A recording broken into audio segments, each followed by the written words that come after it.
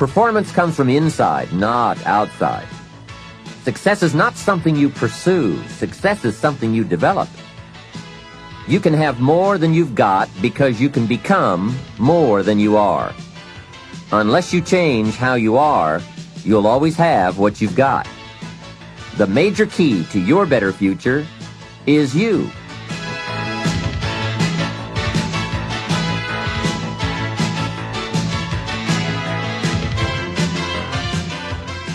The key to a great future is within you, and you'll be able to find it and use it with Success Strategies, 7 Keys to Wealth and Happiness. These keys will help you unlock the door to success that faces every one of us. All we have to do is use the right combination of skills and knowledge. In this exciting program, Jim Rohn will help you find the way to achieve your goals in every area of your life. You don't have to sacrifice family and friends to gain wealth and professional prestige. You just have to have the right plan. And Jim will help you map out your personal path to success, just as he's helped companies around the world reach their goals. You'll benefit from his wisdom and knowledge, gathered in a more than 25-year study of behaviors that affect performance. Jim Rohn has first-hand experience of what these behavioral factors can do. His is the story of a small-town boy made good, very good. With the help of a wise mentor to whom he'll introduce you, Jim forged his way right to the top. He'll show you how you can do the same by implementing a few key strategies. In this program, you'll hear how to choose a lifetime of achievement instead of settling for one of mediocrity. You'll discover how to develop the critical advantages that lead to major accomplishments, and you'll learn how to get more satisfaction and enjoyment out of every area of your life, whether it's financial, personal, or professional. Jim Rohn's ideas work, as his clients around the world have discovered. He's earned a reputation as a dynamic and effective trainer all over North America, England, Spain, Taiwan, and Australia.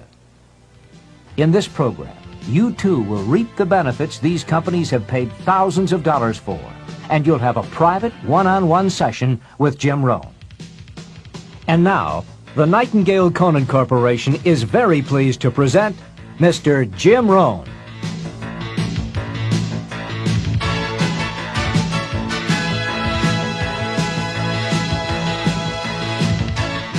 This is Jim Rohn. You're going to hear a great number of ideas as you go through the sessions on these 6 cassettes. Ideas that help successful people accomplish more of their goals, achieve certain wealth, and experience greater joy and satisfaction in their lives. My hope is that you'll find a few of these ideas very useful to you right now. Unfortunately, I don't know you personally. I'm not familiar with your dreams or your problems. But fortunately for you, I don't need to be, because the ideas we'll be talking about on these cassettes are fundamentals to the art of winning. They will help you achieve your most inspiring dreams, guaranteed. They are, in fact, the 7 fundamentals for wealth and happiness. As we go through these cassettes, you'll see very clearly for yourself just how these ideas can start making a major difference in your life right away. Where did these fundamentals come from? I didn't make them up. I first discovered them when I was 25 years old, at a time in my life when I needed some new ideas to help change the direction of my life. I wasn't destitute at the time, but I certainly needed some help. I guess we could all use a little help at age 25. Let me take a minute to tell you how it happened. I had gotten off to a great start in life. I was raised in farm country in Idaho, a small community of about 5,000 people, not far from the Snake River, in the southwest corner of the state, a great place to grow up.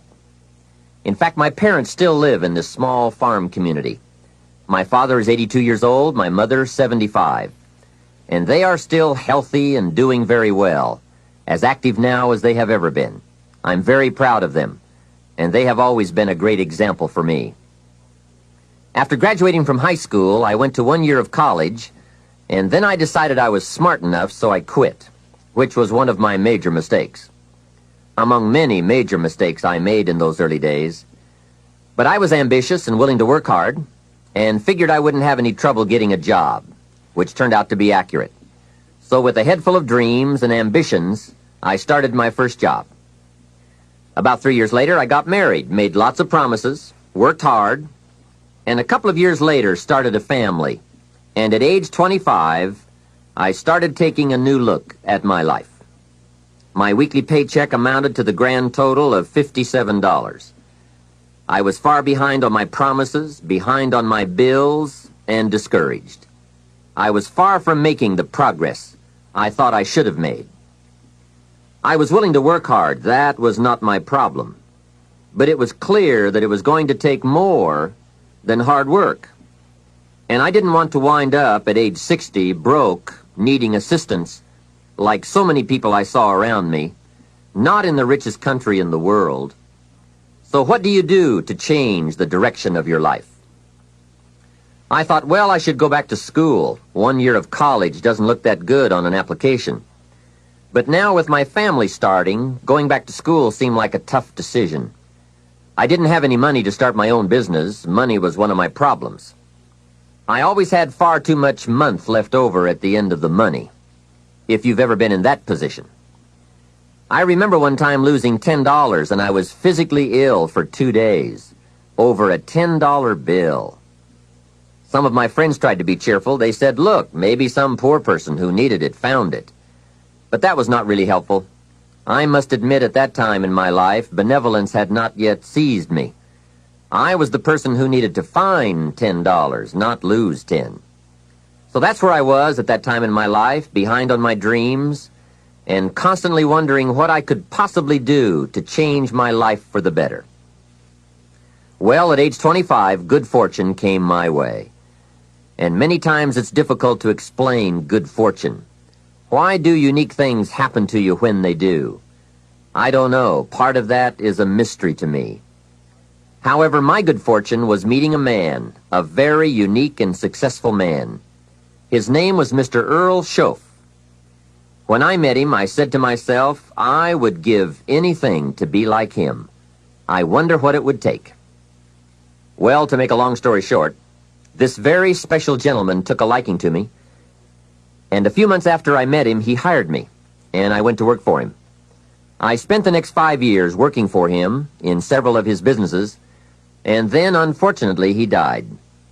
But I did get to spend 5 years with this remarkable man. And the best thing he gave me during that 5 years was not a job.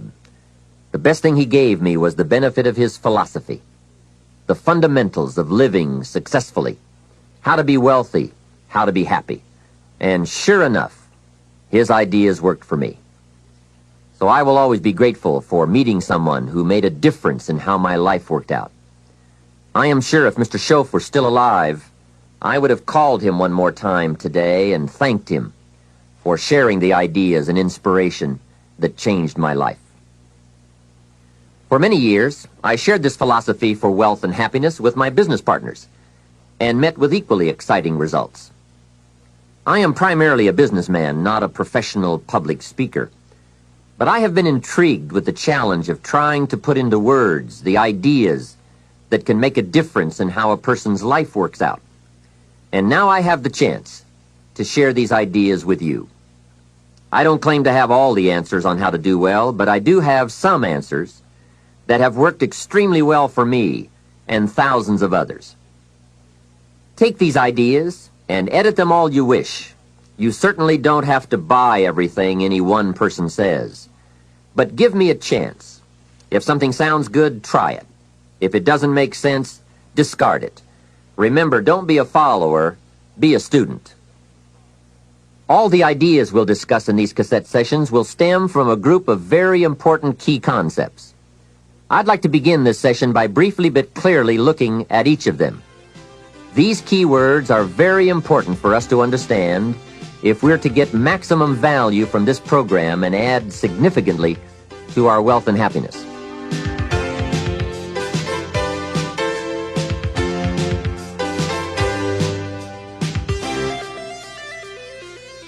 The first key word is fundamentals. What a most important word, fundamentals. This word calls attention to the primary issue in our quest for greater success. It is the key word in making our lives work well. Fundamentals. Those basics that build the foundation for accomplishment, productivity, success, and lifestyle. Fundamentals form the beginning, the basis, the reality from which everything else flows. And remember, there are no new fundamentals. Fundamentals are old, well established. Beware of someone who claims to have a new fundamental. That's like someone who claims to manufacture antiques. We would have to be suspicious, right? So fundamentals, basics, they are so very important to understand and consider and practice if you wish for the good life. And may I add here, make sure you don't go looking for the exotic answers to success. Success is a very basic process. It doesn't fall out of the sky. It doesn't have any mysteries, nor does it fall into the realm of the miraculous. Success is merely a natural result that comes from the consistent operation of the practical fundamentals. As someone wisely remarked, to be successful, you don't have to do extraordinary things. Just do ordinary things extraordinarily well. Mr. Schoaf, my teacher, gave me many great phrases I'll always remember. One of them was, there are always about a half dozen things that make 80% of the difference. What a key thought, a half dozen things. Whether we are working on our health, wealth, personal goals, or professional enterprise, the difference between our ultimate success or inevitable failure lies in the degree to which we are willing to seek out, study, and to go to work on those half dozen things. For a farmer to reap a plentiful harvest in the fall, for example, the major basics are fairly obvious. Soil, seed, water, sunshine, nourishment, and care. Each fundamental being equally in need of study and attention, for together they bring about the best chance for a successful harvest. A good question to ask before undertaking any project or setting any new objective, then, is what are the most important half dozen things that will make the major difference in how it works out? So whether the enterprise is art or architecture, music or sculpture, mathematics or sports, business or farming, success or lifestyle, it's the fundamentals that count. To understand them and to practice them is to take the first intelligent step toward accomplishing your objectives and living your dreams. The second key word for us to consider is wealth. Wealth is a word that brings about a wide variety of mental images, and that is part of my purpose in these cassettes, to provoke that wide variety of mental images, for that is where the dreams are, that is where the inspiration comes from, and that is where true incentive is born. The mystery and mixture of mental image, the stuff and the staff of life. Its right use, its constant use is the way to a life unique and a life abundant.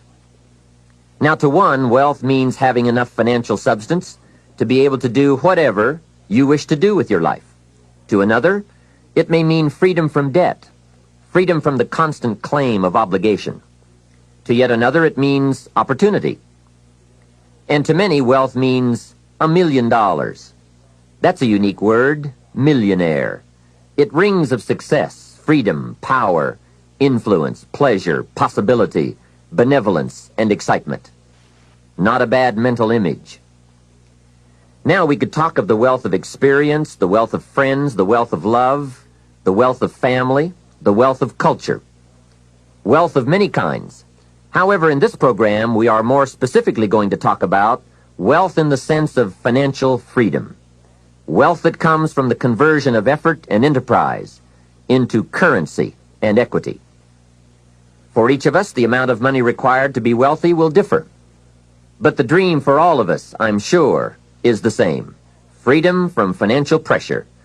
More freedom of choice, freedom to enjoy, and the opportunity to create and to share. Wealth, the possession of great financial resources that improves the quality of your life and gives you added dignity and expanded lifestyle. So decide for yourself what wealth means to you. Latch on to your own mental image of wealth And let's see if the ideas I'm about to bring to you will make sense, and perhaps provide you with the inspiration to put the plan into high action, so that as the days pass, you will discover a growing sense of freedom and dignity, self-worth, substance, and lifestyle. The next key word is happiness, the universal quest. Happiness is a joy that most often comes as a result of positive activity. Like wealth, it too has a wide variety of meanings and interpretations. Happiness is both the joy of discovery and the joy of knowing. It is a result of an awareness of the full range of life, the color, the sound, the harmony. And it is the joy that comes from designing a life and practicing the fine art of living well. Happiness is being able to explore the offerings of life by perception, response, and enjoyment. Happiness is both receiving and sharing, reaping and bestowing. It is being able to feast on harmony as well as food, on ideas as well as bread. Happiness is the deliberate act to create a wider world of experience and awareness. Happiness is having a handle on disappointment. It is being in control of both emotion and circumstance. Happiness is freedom from the negative children of fear, such as worry, low self-esteem, envy, greed, anger, resentment, and so on. Happiness is an awareness and a grasp of the positive power of life and loving values. It is an order of thought, activity, and lifestyle. Happiness is values in balance. It is contact with people of substance. Happiness is contentment with the tasks of your life. It is thought inspired by, organized with, and rooted in your personal philosophy. Happiness is a life well lived, in which a wide variety of experiences are deliberately captured to become an invaluable form of currency for you to spend and invest in your own better future. Happiness is activity with purpose. It's love in practice. Happiness is both a grasp of the obvious as well as an awe of the mysterious. But for most people around us, happiness seems to be either something left behind or something yet to be discovered. Like all the good things in life, happiness is elusive by nature, but not impossible to capture. A major key for bringing joy into our lives lies in the next word we shall briefly examine: discipline. If there is a magic word that stands out above all the rest, this is the one: discipline. And in this program, you'll discover how positive this word is. Discipline is the bridge between thought and accomplishment, the bridge between inspiration and value achievement, the bridge between necessity and productivity. Remember, all good things are upstream. The passing of time takes us a-drifting, and drifting only brings us the negative, the disastrous, the disappointment, and the failure. Failure is not a cataclysmic event. It is not generally the result of one major incident, but rather a long list of accumulated little failings. Failing in life is failing to think today, failing to act today, failing to care, to strive, to climb, to learn, to keep trying day by day. If your goal requires that you write 10 letters today and you write only 3, you are down 7 letters. If you want to make 5 calls and you only make 1, you are down 4 on calls. If your plan calls for saving $10 today and you save none, you're down $10 today. Now the danger is looking at an undisciplined day and concluding that no great harm has been done. It doesn't seem like such a bad day. But add up these days to make a year, and then add up those years to make a lifetime, and perhaps you can now see how repeating today's small failures can easily turn your life into a major disaster. Success, on the other hand, is just the same process in reverse. If you plan to make 10 calls and you end the day making 15, now you're up 5 calls. If you then get up a few on letters, move up the savings numbers, you can see what a massive difference it could make in a year, and what wealth and accomplishment awaits for a lifetime. Discipline is like a set of magic keys that unlocks all the doors of wealth, happiness, sophistication, culture, high self-esteem, pride, joy, accomplishment, satisfaction, and success. The first key to discipline is awareness of the need for and the value of discipline, and especially the discipline to make the changes. What will it take? What must I do? And what must I become to get all I want from my life? The second key is the willingness. More than that, the eagerness to maintain your new discipline deliberately, wisely, consistently. And the third key to discipline is the commitment to master the circumstances of your daily life, to see and harness the opportunities to make something of the sun and the rain, the good as well as what comes in the guise of misfortune. Discipline does many things, but most important of all is what it does for you. It makes you feel better about yourself. Even the smallest discipline can have an incredible effect on your attitude. And the good feeling you get, that surging feeling of self-worth that comes from starting a new discipline, is almost as good as the feeling that comes from the accomplishment of the discipline. Second, a new discipline immediately alters your life direction. You don't change destinations immediately. That is yet to come. But you can change direction immediately. And direction is very important. Third, discipline cooperates with nature. Everything strives. It is a common life function. How tall will a tree grow? As tall as it can. Everything strives to become all it can possibly be, and that striving to become is what discipline is all about.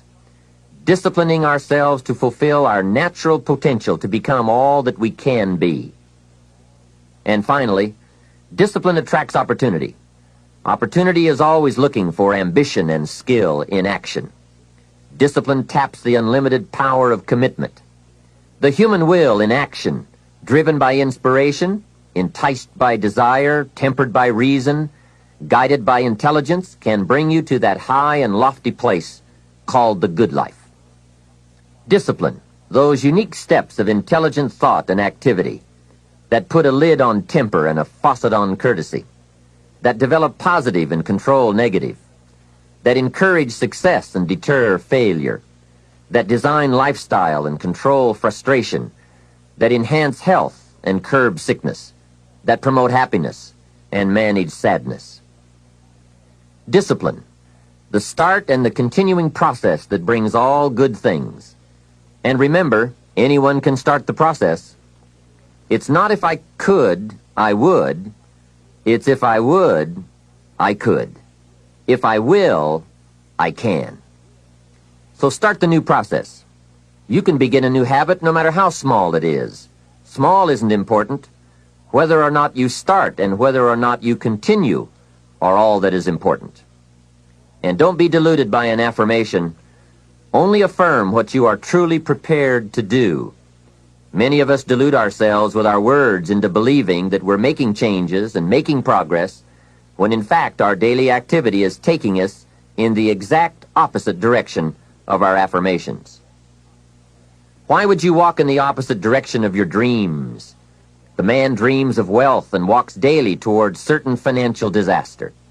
The man wishes for happiness and thinks the thoughts and commits the acts that take him to certain despair. So to have a prosperous life, start a prosperity plan. To become wealthy, start a wealth plan. Remember, you don't have to be wealthy to have a wealth plan. A person with no means can have a rich plan. If you are ill, start a health plan. If you don't have energy, start an energy plan. If you don't feel good, start a feel-good plan. If you're not smart, start a smart plan. If you can't, start a can plan. If you haven't, start a have plan. Anyone can. Even a bad person can start hearing good messages and reading good books. Recognize that the start of the better life, the happy life, the wealthy life, is today. This is exciting. Both the process and the result can begin today. Start the new journey today. If you think of a new idea, today is the day to begin the discipline of putting that idea into action. Set this day up as a long, busy, exciting start for your new life. Get your first book for your new library today. Begin your new practice of setting goals today. Start clearing out a drawer of your new orderly desk Today. Start eating an apple a day on your new health plan. Today. Put some money in your new investment for fortune account. Today. Start reading with intensity for your new wealth of mind plan. Today. Write a postponed letter today. Make a delayed telephone call today. Pick up your camera and take a picture of something to start your new treasury of photographs today. Get some momentum going on your new commitment to the better life. See how many activities you can pile on in this first day. Go all out. Break away from the negative downward pull of gravity. Start the thrusters going. Prove to yourself that waiting is over, hoping is past, and that faith and action have now taken charge. It's a new day, a new beginning for your new life. With discipline, you can't believe the list of positive moves you can make in the first day of your new beginning. What have you got to lose? Only the despair and fear and guilt of the past. Only the dissatisfaction and unhappiness and lack of fulfillment of the past. Only the frustration and low self-esteem of the past.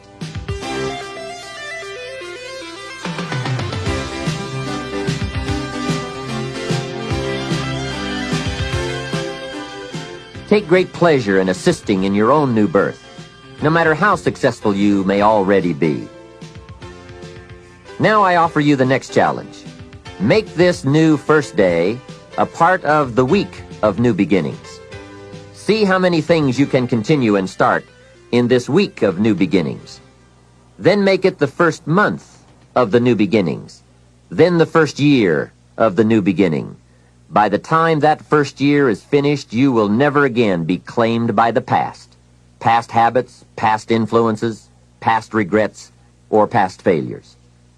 You are ready to, as the Bible phrase says, fly with the eagles. And you will have begun your certain journey toward the last key concept we'll discuss on this cassette. Success. Success is both a journey and a destination, isn't it? It is both the steady, measured progress toward a goal and the achievement of a goal. Success is an accomplishment, whether it be great or small, and it's an understanding of the potential and power of an entire human life.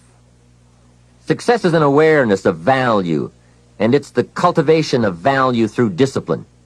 It can be tangible or intangible. Success is a process of turning away from something in order to turn toward something else. From no exercise to exercise, from candy to fruit, from not investing to investing. Success is responding to an invitation to change, to grow, to develop, to become, to move up to a better place with a better vantage point. But most of all, success is making your life what you want it to be, considering all the possibilities, considering all the examples. What do you want for your life? That is the big question. Remember, success is not a set of standards from our culture, but rather a collection of personal values, clearly defined and ultimately achieved. Success is your better life for you, the design you give it, the dreams you accomplish. Making your life what you want it to be for you, that is success. All right. With that overview of some of the key concepts we'll explore in this program, let's begin the further development of your success by looking at the art of properly selecting and setting goals. I think you'll hear a couple of thoughts you've never heard before. Of all the things that changed my life for the better most quickly, it was learning how to set goals. And mastering this unique process can have a powerful effect on your life too. One morning at breakfast, shortly after I met Mr. Shelf, he asked me if he could see my current list of goals. He said, "Let me see your list of goals, and let's go over them and talk about them. Maybe that's the best way I can help you right now." And I said, "I don't have a list." He said, "Well, is it out in the car or at home somewhere?" I said, "No, sir. I don't have a list anywhere." He said, "Well, young man, that's where we better start." Then he added, "If you don't have a list of your goals, I can guess your bank balance within a few $100s. Which he did, and that got my attention. I said, "You mean that if I had a list of goals, that would change my bank balance?" He said, drastically. That day I became a student of how to set goals. And sure enough, when I learned how, my whole life changed. My income, my bank account, my personality, my lifestyle, my accomplishments. So I'd like to share with you the best I have learned and practiced on goal setting. First of all, I'd like to say that we are all affected by 5 factors. The first is environment. The second is events. The third is knowledge. The fourth is results. And the fifth, and often overlooked factor that affects our lives is our view of the future. Our dreams. I won't get into all of these influences here, but let me concentrate on the fifth one. Dreams. Of all these 5 influences, make sure your dreams are the greatest influence on your daily decisions and activities. Put another way, make sure that the greatest pull on you is the pull of the future. For your dreams to greatly influence you, for the future to pull you, your future must be well planned. There are 2 ways to face the future. One is with apprehension, the other with anticipation. Guess how many people face the future with apprehension? Why? They don't have it well designed. And without really thinking about it, they have probably bought someone else's view of how to live. You will face the future with anticipation when you have planned a future you can get excited about, when you have designed your future results in advance. In this way, the future will capture your imagination.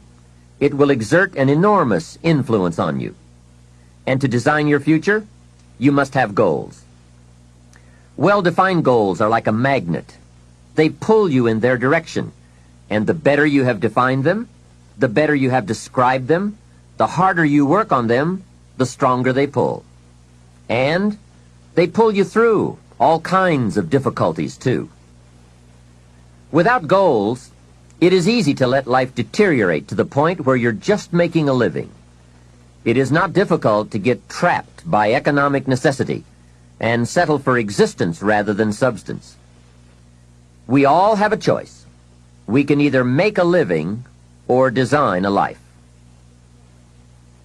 Mr. Shove said to me, "I don't think your current bank balance is a true indicator of your level of intelligence." I was happy to hear that. He said, "I think you have plenty of talent and ability, and that you're much smarter than your bank balance indicates." And that turned out to be true. I was much smarter. My question to him was, then why isn't my bank balance bigger? And he said, "You don't have enough reasons for accomplishing great things. If you had enough reasons, you could do incredible things. You have enough intelligence, but not enough reasons." That's the key. If you had enough reasons. In my years of study, I've also discovered this. Reasons come first, and answers come second. Life has a strange way of hiding all the answers and disclosing them only to people who have been inspired to look for them, who have reasons to look for them. Put another way, when you know what you want, and you want it badly enough, you will find ways to get it. The answers, the methods, the solutions will become evident to you. Hey, what if you had to be rich? Are there any books and tapes on the subject? The answer is yes. There are plenty of good ones. But if you don't have to be rich, you probably won't read the books or listen to the tapes. What drives us to find the answers is necessity. So work on your reasons first, answers second. Now, what are some of the reasons for doing well? It varies from person to person. I'm sure that if you did a little soul searching, you could come up with a fairly strong list of reasons why you want to accomplish great things. There are personal reasons, sometimes uniquely personal reasons. Some people do well for the recognition. Some do well because of the way it makes them feel.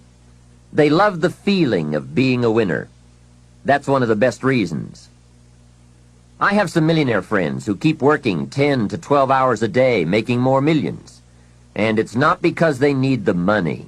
It's because of the joy, pleasure, and satisfaction that come to them from being constant winners. To them, money is not their main drive. It's not the money. It's the journey. Once in a while, someone says to me, if I had $1 million, I'd never work another day in my life. Hey, that's probably why the good Lord sees to it that he doesn't get his million. Because he'd just quit. Family is another reason, or motivator for doing well. Some people do extremely well because of other people. And that's a powerful reason. Sometimes we will do things for someone else that we would not do for ourselves. We are made that way.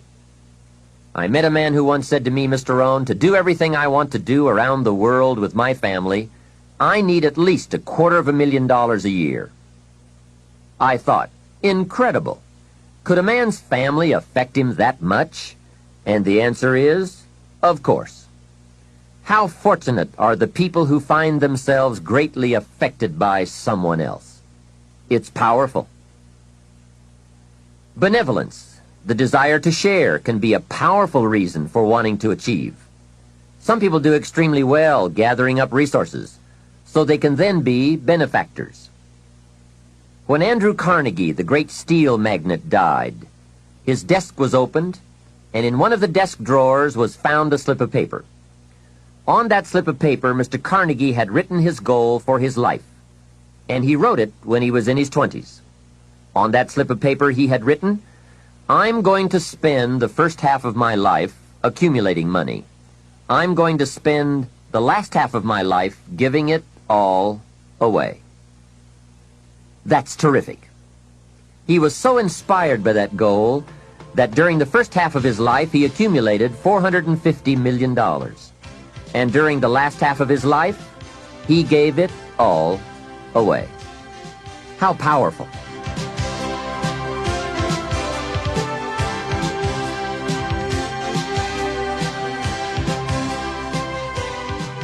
What has you turned on? What has you getting up early, hitting it hard all day and staying up late? What has you inspired? Next question, what's got you turned off? When I found the answers to those two questions, my life exploded into change. I finally found out what negative philosophy of life I had allowed to limit me and had me turned off, and I got that cured. Then I found a long enough list of reasons to turn me on, and once the lights went on for me, at age 25, they have never gone out. I've fallen out of the sky a few times, but I've never lost that drive to do something unique with my life. Now there's another list of reasons for doing well, called nitty-gritty. Those hard little reasons that can really affect your life. Sometimes it doesn't take much of a goal to start you in a brand new life direction. I now carry a few $100s in my money clip. It's only a few $100s, but the story behind why I do it reveals one of those reasons that greatly affected me. Just before I met Mr. Schoaf, I heard a knock at my door one day. When I opened it, there was a little girl selling Girl Scout cookies, and she gave me one of the finest sales presentations I've ever heard. A special deal, several flavors, and only $2, back when you could get a lot for $2. And with a big smile, she very politely asked me to buy. And I wanted to. Big problem. I didn't have $2. And to this day, I can still clearly remember the pain and the embarrassment. I was a father, I had been to college, I was working, and I didn't have $2.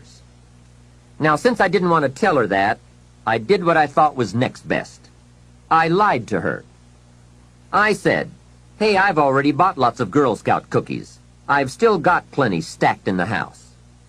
Now, that wasn't true, but it seemed to get me off the hook for the moment. She said, that's wonderful, sir. Thank you very much. And she went away. After she had left, I closed the door, and that was the day I said, I don't want to live like this anymore. I've had it with being broke, and I've had it with lying. I've had it with being embarrassed over not having any money in my pocket. I promised myself that day that this would never happen again. I picked a day and an amount, and I said, I'll never carry less. It was one of those reasons that still affects my life after all these years. So I now carry a few $100s in my money clip. I do that for two reasons, I guess. One reason is the way it makes me feel. That special feeling of having plenty. Mr. Shove said to me, the first $500 you earn, put into your pocket, not in the bank. It feels much better in your pocket than it does in the bank. I've found that's true. But I also carry plenty in case I bump into another Girl Scout who's selling cookies. I'm ready. I remember walking out of the bank one day in Northern California where I lived at the time, and there were two little girls selling candy right outside the bank for some girls' organization. The first little girl walked up to me and said, Mister, would you like to buy some candy? I said, I probably would. What kind is it? She said, it's almond roca. I said, that's my favorite. She said, wonderful. I asked, how much is it? She said, it's only $2. I thought, it couldn't be. Still $2 after all these years? I couldn't help remembering the Girl Scout and the cookies. I said, how many boxes of that candy have you got? She said, I've got 5. And the other little girl standing there, she was selling candy too. I asked, how many boxes do you have? She said, I've got 4. I said, that's 9. I'll take them all. They said, really? I said, yes. I've got some friends, so I'll pass some around. They got so excited, put all this candy together. I reached into my pocket and gave them $18. Now, when I've got the candy and they've got the money, that first little girl looks up and says, Mister, you are really something. How about that? Can you imagine only spending $18 and having someone look at you in the face and say, you are really something? Now you know why I carry heavy. I'm not going to miss those chances anymore. It was a small goal, just a few $100s, but it had a big effect on my life. I have a dear friend, Robert Depew. Bobby used to be a school teacher in Lindsay, California, the olive capital. After he taught school for several years, he became a little weary of teaching and decided to get into sales. One day, without telling anyone, he quit his teaching job and jumped into sales. When he did, his brother poked fun at him. His brother said, you're going to go right down the drain. You had a good teaching job. Now you're going to lose everything you have. You must be out of your mind. He put him down something fierce. Bobby said the way my brother acted made me so angry, I decided to get rich. Today, Robert happens to be one of my millionaire friends. The attainment of wealth is not just a matter of intelligence. Mostly, it's a matter of inspiration. So if you have strong enough inspiration, a strong enough reason, large or small, it can have an incredible influence on the direction of your life.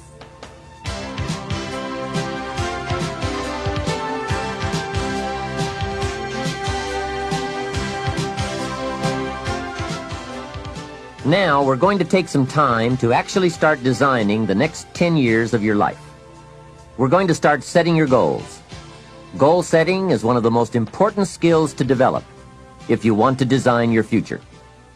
I'm going to give you enough homework not only to keep you busy for the rest of your life, but also to help you create the kind of life you may have always dreamed about living, but never believed possible. So let's get on with it. The sooner you exert the discipline, the sooner you will be enjoying the results. Once the results start to come, believe me, you won't mind the hard work and discipline it's going to take. Now, get a sheet of paper, and at the top of it, write the words, long-range goals. I'm going to ask you some questions, and I want you to jot down the answers. If you don't have paper and pen handy, follow along with me now anyway, just listening. Then, later, listen again when you can write down your ideas. After I've asked the questions, which is the first part of this exercise, you can stop the tape and work on your answers. All right, let's start this exercise. The basic question you are going to answer is, what do I want within the next 1 to 10 years? I want you to take about 12 to 15 minutes and make a list of at least 50 things you want within the next 1 to 10 years. These are long-range goals. To help you get started with your list, consider these questions. What do I want to do? What do I want to see? What do I want to be? What do I want to have? Where do I want to go? And what would I like to share? Now, with these thought starter questions in mind, answer the basic question. What do I want within the next 1 to 10 years? See how many things you can write down. At this point, don't take the time to describe in detail everything you want. This is the time for you to let your thoughts pour, to write fast and to abbreviate. For example, if you just write down 380, you'll know what that means. You don't have to describe the color and the interior of the car. You'll do that later in this exercise. I want you now just to abbreviate and write fast. Make the list as long as you possibly can. Try to write down at least 50 items, 50 things you want within the next 1 to 10 years. These are long-range goals. Spend about 12 to 15 minutes on this. After you've completed your list, you're ready for the next part of the exercise. Go through your list, and next to the things you think you can accomplish or acquire a year from now, write a number 1. Next to the things you think it will take 3 years to realize, write a 3. Next to the things it will take 5 years to accomplish, write a 5. And next to the things it will take 10 years to accomplish, write a 10. Go through this list now to the best of your ability and say, that looks like it will take me about a year, or 3 years, or 5 years, or 10 years. Some big goals might be out there 10 years from now. Once you complete this part of the exercise, you might come to the conclusion that you need a lot more 3-year goals and less 1-year goals, for example, or that you need more 10-year goals. You see, while you're working on one goal, you must have something else in the planning stages. If you don't, what happened to some of the early Apollo astronauts could happen to you. After they came back from the moon, some of those astronauts experienced deep psychological and emotional problems. And the reason for that? Why, after you've been to the moon, now where do you go? That seemed to be the end, the finish. What later astronauts did was to make sure that they had major projects lined up after they returned from the moon trip. The way you enjoy life best is to wrap up one goal and start right on the next one. Don't linger too long at the table of success. The only way to enjoy another meal is to get hungry. Another thing to check for on your list is that you have included goals for each of these 3 important categories. First, make sure you've listed your economic goals. Your goals for income, profits, and productivity. Second, make certain your list includes material items you want. Tangibles, such as a home, a car, a boat, furniture, or jewelry. Don't attach the wrong importance to things, but they are important. Third, you'll want to include on your list goals for personal development. Write down all your personal development goals. Your goals to be more physically fit, to lose weight, to be more decisive, to be a more effective leader, to be a better communicator, to learn another language. Of course, there are other types of goals to consider: family goals, social goals, lifestyle goals. This is pretty heavy homework, but remember, whether or not you do your homework shows up in the marketplace as well as in the classroom. After you have determined which of your goals are 1 year, 3 year, 5 year, and 10 year, and after you've made certain your list includes economic goals, things, and personal development goals, I want you to go back to this list again. Now pick out the 4 most important 1-year goals, the 4 most important 3-year goals, the 4 most important 5-year goals, and the 4 most important 10-year goals. Those 16 goals will give you plenty of work for now. Get out some more paper, and in a brief paragraph, describe each goal. How high, how long, how much, what size, what model, what color, for example. Also describe why it is important to you. This is a process where you either talk yourself into it or talk yourself out of it, which is good. When you're unclear as to why something is important, usually you put only half-hearted effort into it. What you want is a powerful motivator, but the reason why you want it is an even more powerful motivator. It has greater pull. You may find that some of your goals you thought at first glance were important are not important after all. Do some reflecting, refining, and revising.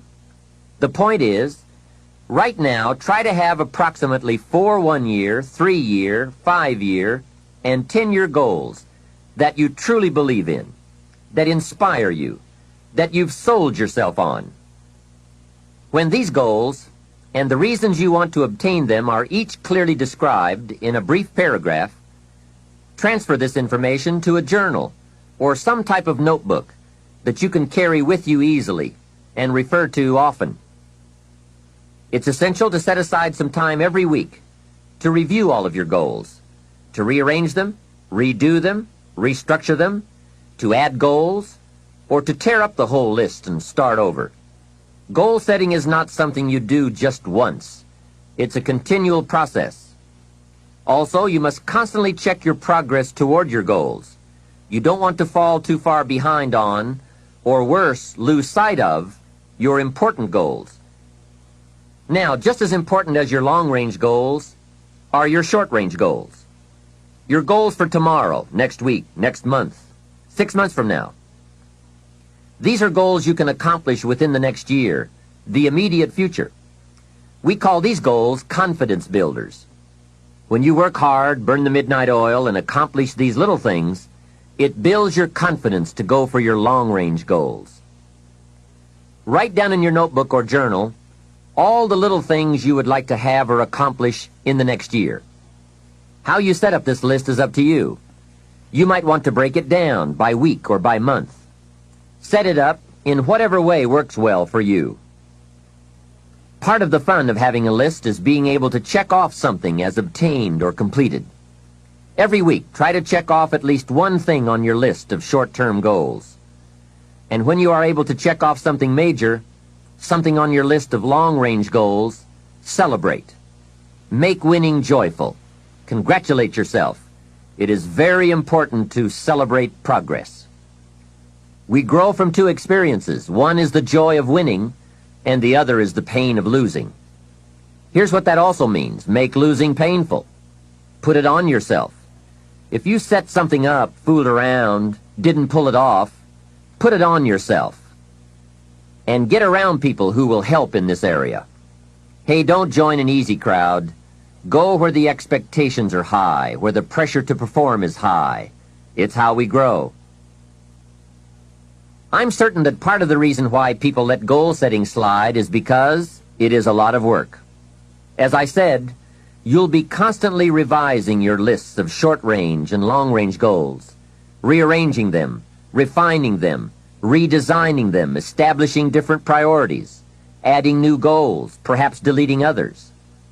It's interesting that so many people work hard on their jobs, but they don't work hard on their futures. They let that slide.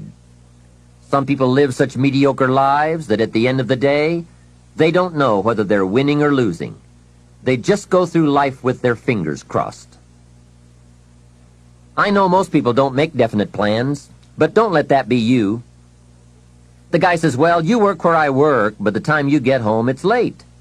You've got to have a bite to eat, watch a little TV, and get to bed. You can't sit up half of the night and plan. And this is the guy who's behind on his car note. He's a good worker, hard worker, sincere. But I've discovered that you can be sincere and work hard all your life and wind up broke and embarrassed.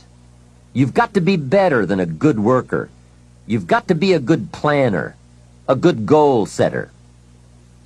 You've heard the old saying, the people who fail to plan are planning to fail. It's true. So work on your plans. Put yourself in the top few percent who put this power to work for themselves. Writing your goals down also shows you are serious. And to do better, you must get serious.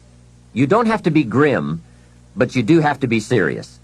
Hey, everybody hopes things will get better, but remember, the future does not get better by hope. It gets better by plan. And hope unaided by clear plans can finally become an illness. There's a Bible phrase that says, hope long delayed makes the heart sick. It's a sickness. I used to have the illness known as passive hope. It's bad. And there's one that is even worse, and that is called happy hope. That is really bad. The man is 50, and he's broke, and he's still smiling. That's bad. So get serious. Make plans. Put them on paper. My suggestion from experience. There's a phrase from the Bible that goes, without dreams and vision, we perish. How true. Humans have this unique ability to aspire, to dream, to go for something, to become something. Without that, life is not life. We must have dreams and never give up on our dreams. I'd like to share with you some further observations I've made on goal setting. Understand that your goals, whatever they are affecting you all day long. Your goals affect your handshake, your attitude, how you feel. Your goals affect how you look, how you dress, how you walk, how you talk. All day, every day. Your personality, conversation, activity. It's all affected by your goals.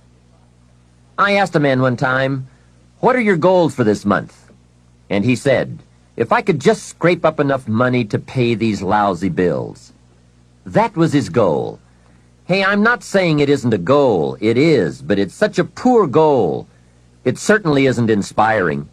You don't jump out of bed on Monday morning and say, oh boy, another chance to go out and scrape up the money to pay these lousy bills. The point is that goals should be fun. They should be big, challenging, rewarding. They should allow you to grow. Remember, too, that the major purpose of having a goal is not just to acquire the goal. The major reason for setting goals is to compel yourself to become the person it takes to achieve them. In other words, attaining the goal is of secondary importance. What's far more important is what you become in the pursuit of it. The greatest value in becoming a millionaire, for example, is not the $1 million. The greatest value is the skills, the knowledge, the discipline, and the leadership qualities you acquired in becoming a millionaire. It's the experience you acquired in planning, development, strategy.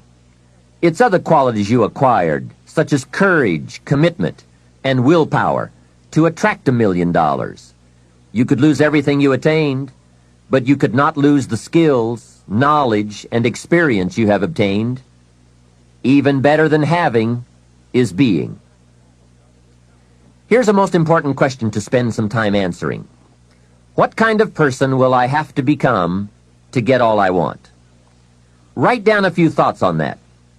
Write down some skills you'll have to develop, for example, and some of the things you're going to have to learn. Just spend a little time writing a few sentences on this. What kind of person will I have to become to get all I want? The answer to this will give you some personal development goals. Remember that income does not far exceed personal development.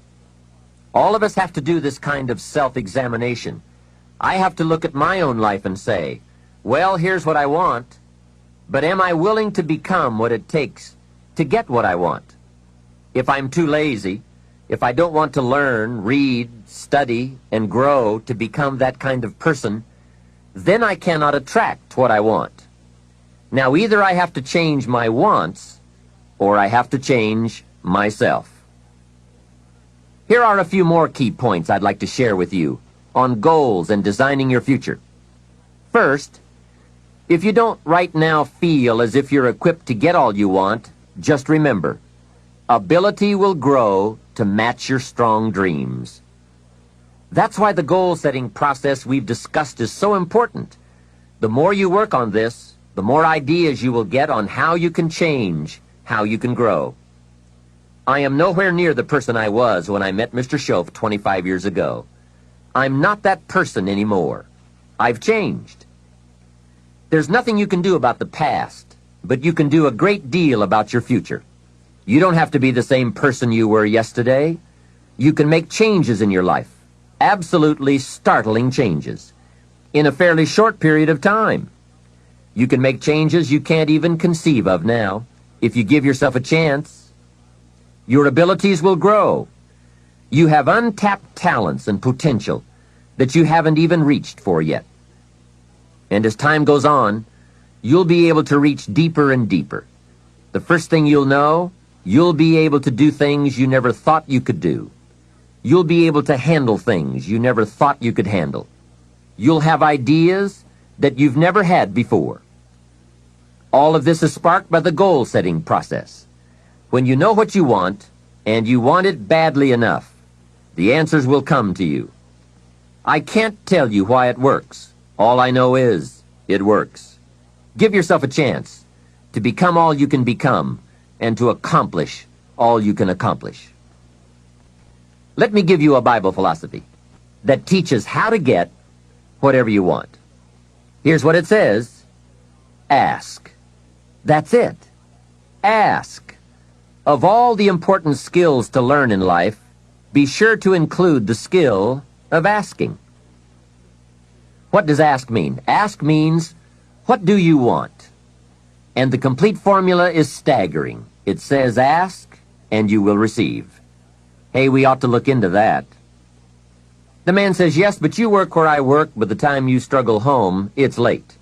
You've got to get a bite to eat, watch a little TV, and get to bed. You can't sit up half the night and ask. And this guy is behind on his bills. He's a good worker, hard worker, sincere, but you've got to do better than work hard and be sincere all of your life. You'll wind up broke and embarrassed. You've got to be better than a good worker.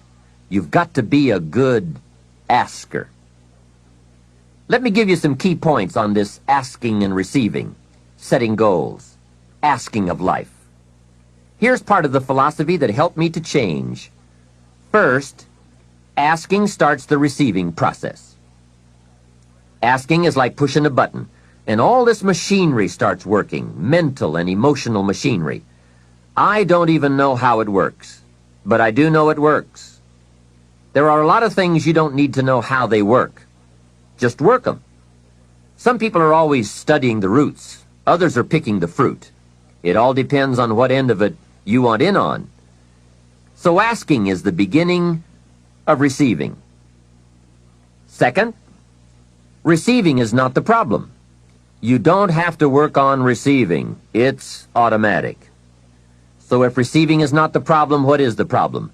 It's failing to ask. The man says, I see it now.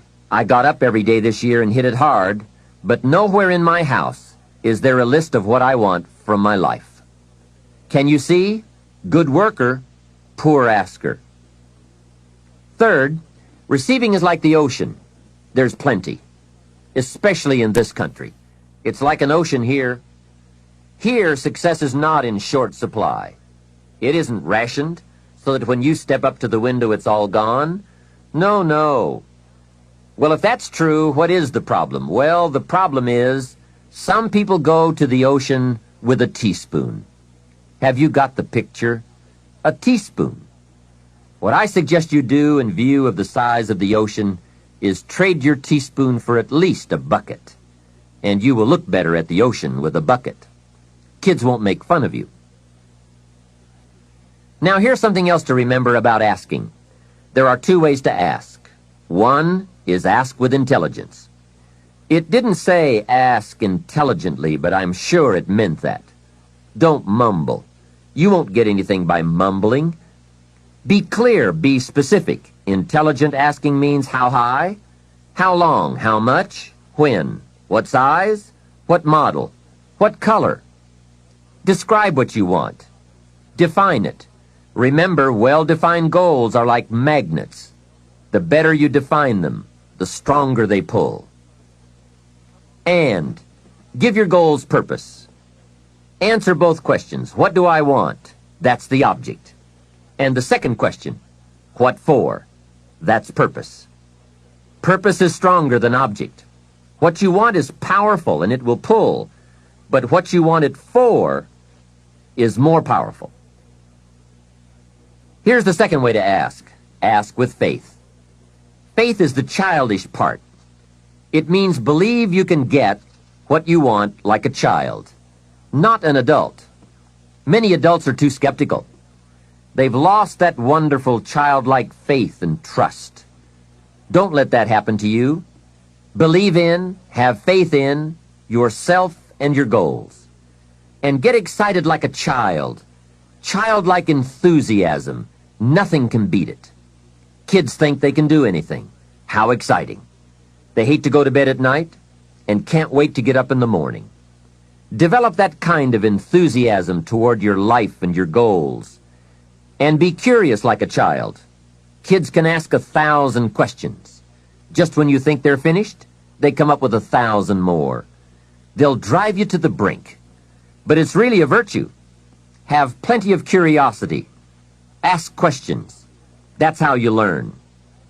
Another fringe benefit of setting goals is what it does for your ability to manage your time effectively. This is no small thing. We'll look at time management in detail in a later session, but now, while we're talking about goals, I'd like to share a few ways your use of time are affected by or influence the achievement of your goals. Have you ever thought that without some very clear written goals, you never even need to consider managing your time? Time essentials come from objectives well defined. Time can't be critical if objectives aren't defined. Now you might be one of those uniquely fortunate individuals who can keep all their objectives and purposes clearly defined in their minds and operate from that. But I wouldn't take the chance. Write your goals down and set careful priorities. Sometimes priorities are determined by the season. For a farmer in springtime, the season dictates his most important activities. During the spring, a farmer must work around the clock, burn the midnight oil, and keep the equipment running because he has only this small window of time for the planting of his crops. One of the difficulties of living in an industrialized society is the losing of the sense of seasons. When to pour it on, when to ease back, when to take advantage. It's easy to keep going from 9 to 5, year in and year out, and lose a natural sense of priorities and appropriate time. Don't let one year just blend into the next. Keep an eye on your own seasons, lest you lose track of values and substance. Part of setting priorities is learning to separate major activities from minor activities. This is a whole skill in itself, but once you have learned it, it will pay dividends you won't believe. So learn to put everything on your mental scales to be carefully weighed before you spend time or money. And here's a good question to constantly ask. Is this a major or a minor? By asking that question, you will reduce the amazingly natural tendency to spend major time on minor things. In sales training, we are taught that major time is the time spent in the presence of the prospect, while minor time is the time spent on the way to the prospect. If you're not careful, you will spend more time on the way to than in the presence of. So in sales we teach, don't go across town till you've gone across the street. Wouldn't it be wise to make an evaluation if you're in sales and ask, how much time am I spending in the presence of, and how much time on the way to? Majors and minors. What a great discipline to exercise. It also reads, don't spend minor time on major things. It's easy to get values mixed up. The man spends 3 hours watching television and only 30 minutes playing with his kids. Something is probably out of line there, right? It also reads, don't spend major money on minor things. If you spend more on candy than on audio cassettes like this, or books, that would be foolish, right? Here is a great goal-achieving tip. Don't mistake movement for achievement. It's possible to be busy all day, come home exhausted, and only then realize that very little of your day consisted of productive activities in the pursuit of your goals. Don't get faked out by being busy. The man says, "I've been going hard all day. I've really put in the hours and the effort." But here's the major question. Doing what? It isn't going hard all day that counts. It's the doing what, the value that counts. Another essential is concentration. This is one of those difficult things, especially in a society where there are so many voices asking for our attention. The television voices, the radio voices, your family voices, the friends' voices, social voices, business voices, advertising, commercials. Isn't it amazing? You can turn off the television and the commercials keep running. How do you turn them off in your mind? That is the challenge to be mastered. The best use of time comes from putting plenty of value in it, and concentration means you take that challenge seriously. It's called careful investment for maximum results. Concentration. The big sports stars will tell you the cost of not concentrating. Just a little slip of concentration, and they put one by your feet. And there goes first place, and maybe the big money. So writing a letter, concentrate. Making a call, having a conversation. Trying to solve a problem, concentrate. You won't believe the effect this will have on your life. Now, there is a time to let your mind wander, but it's a time you designate specifically for that purpose. At that appointed time, you can go off for that walk on the beach, or that drive to the mountains, away from business. Let the breezes blow and your mind soar. Do some dreaming. That's healthy. But do it at that pre-planned time. At all other tasks, concentrate. Another aspect of managing goals and time is constant review.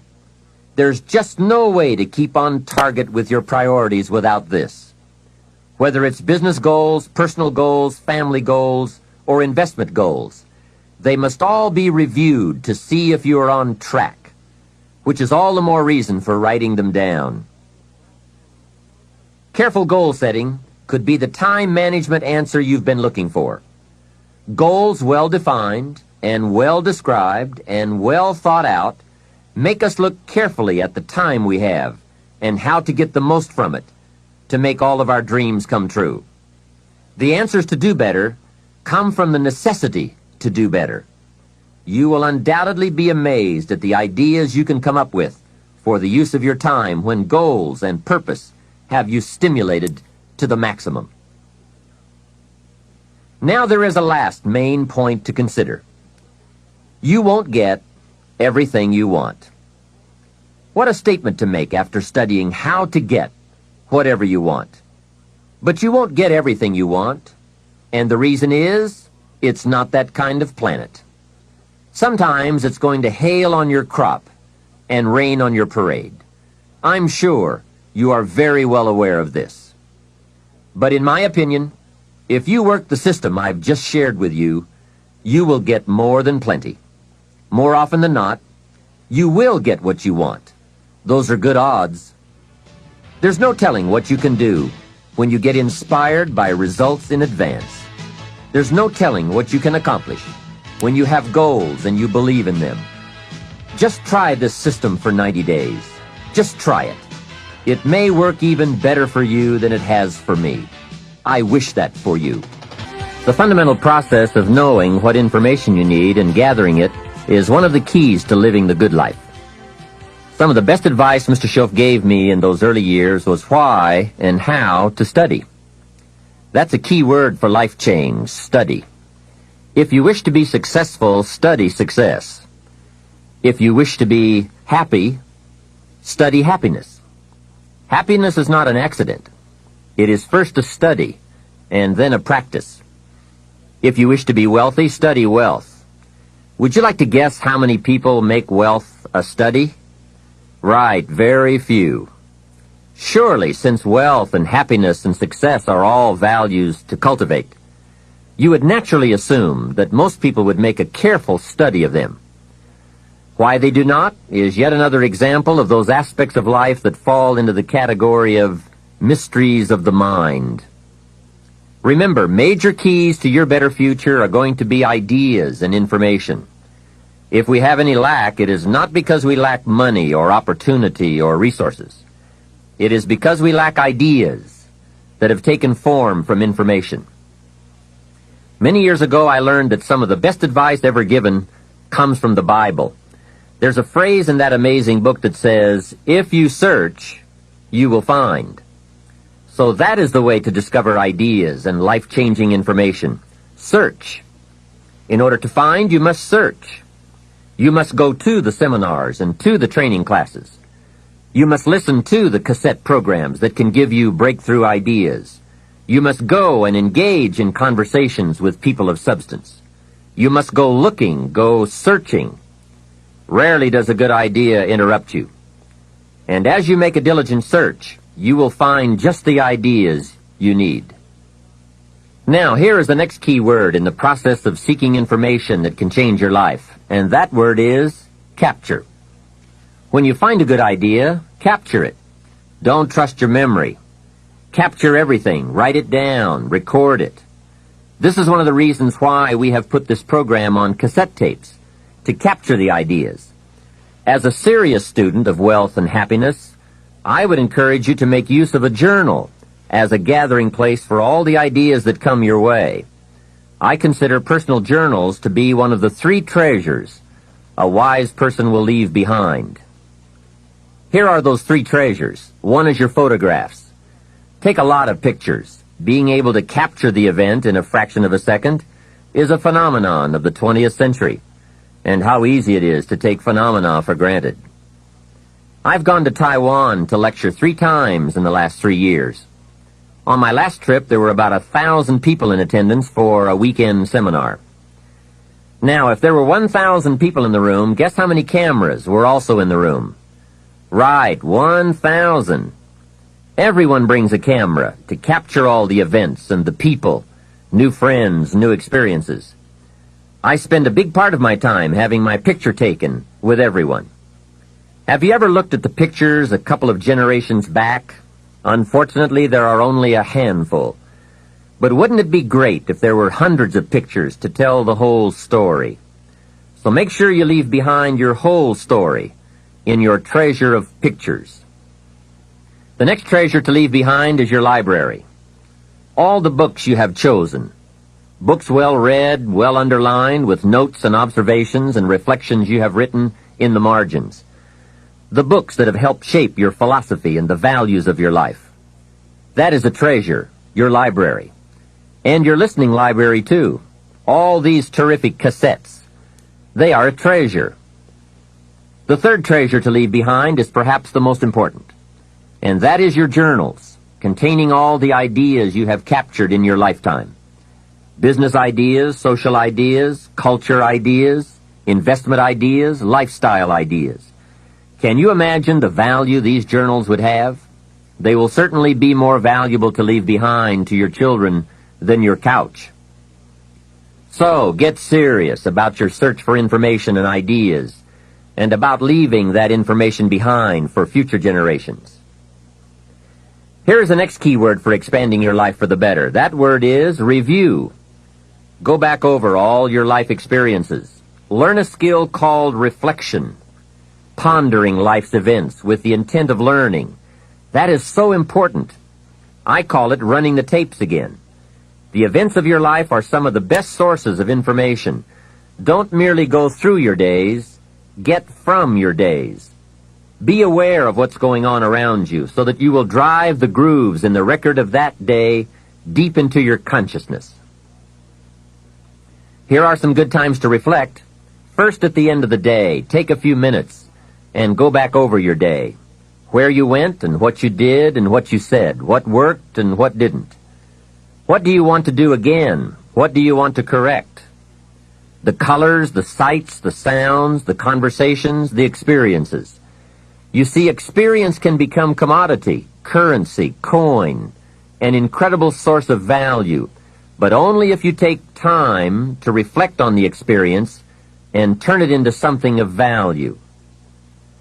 As we mentioned in our first fundamental, it's not what happens that makes the difference in how your life works out, but rather what you do about what happens. And part of doing something about what happens is this process of reflection, studying an event in order to glean valuable information from it. Another time to reflect is at the end of the week. Take a few hours. Take a half a day at the end of the month. Take a weekend at the end of the year. Reason? To make the past more valuable.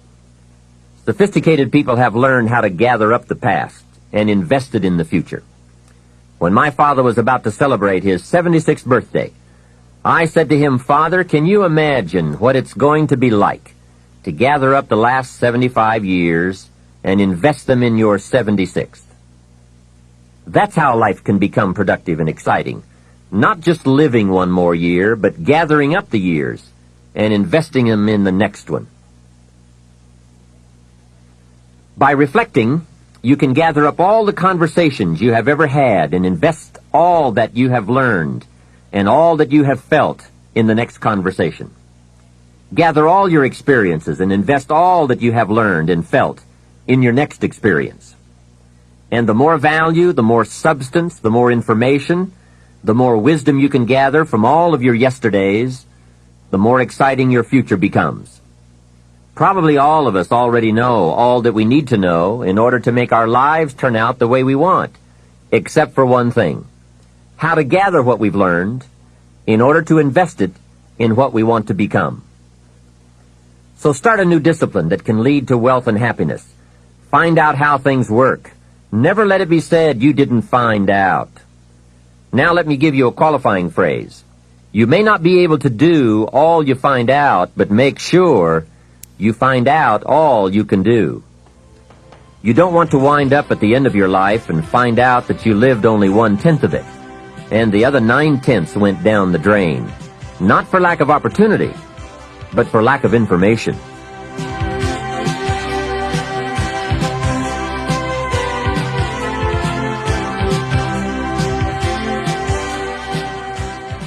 Let me share with you two of the best sources of information available.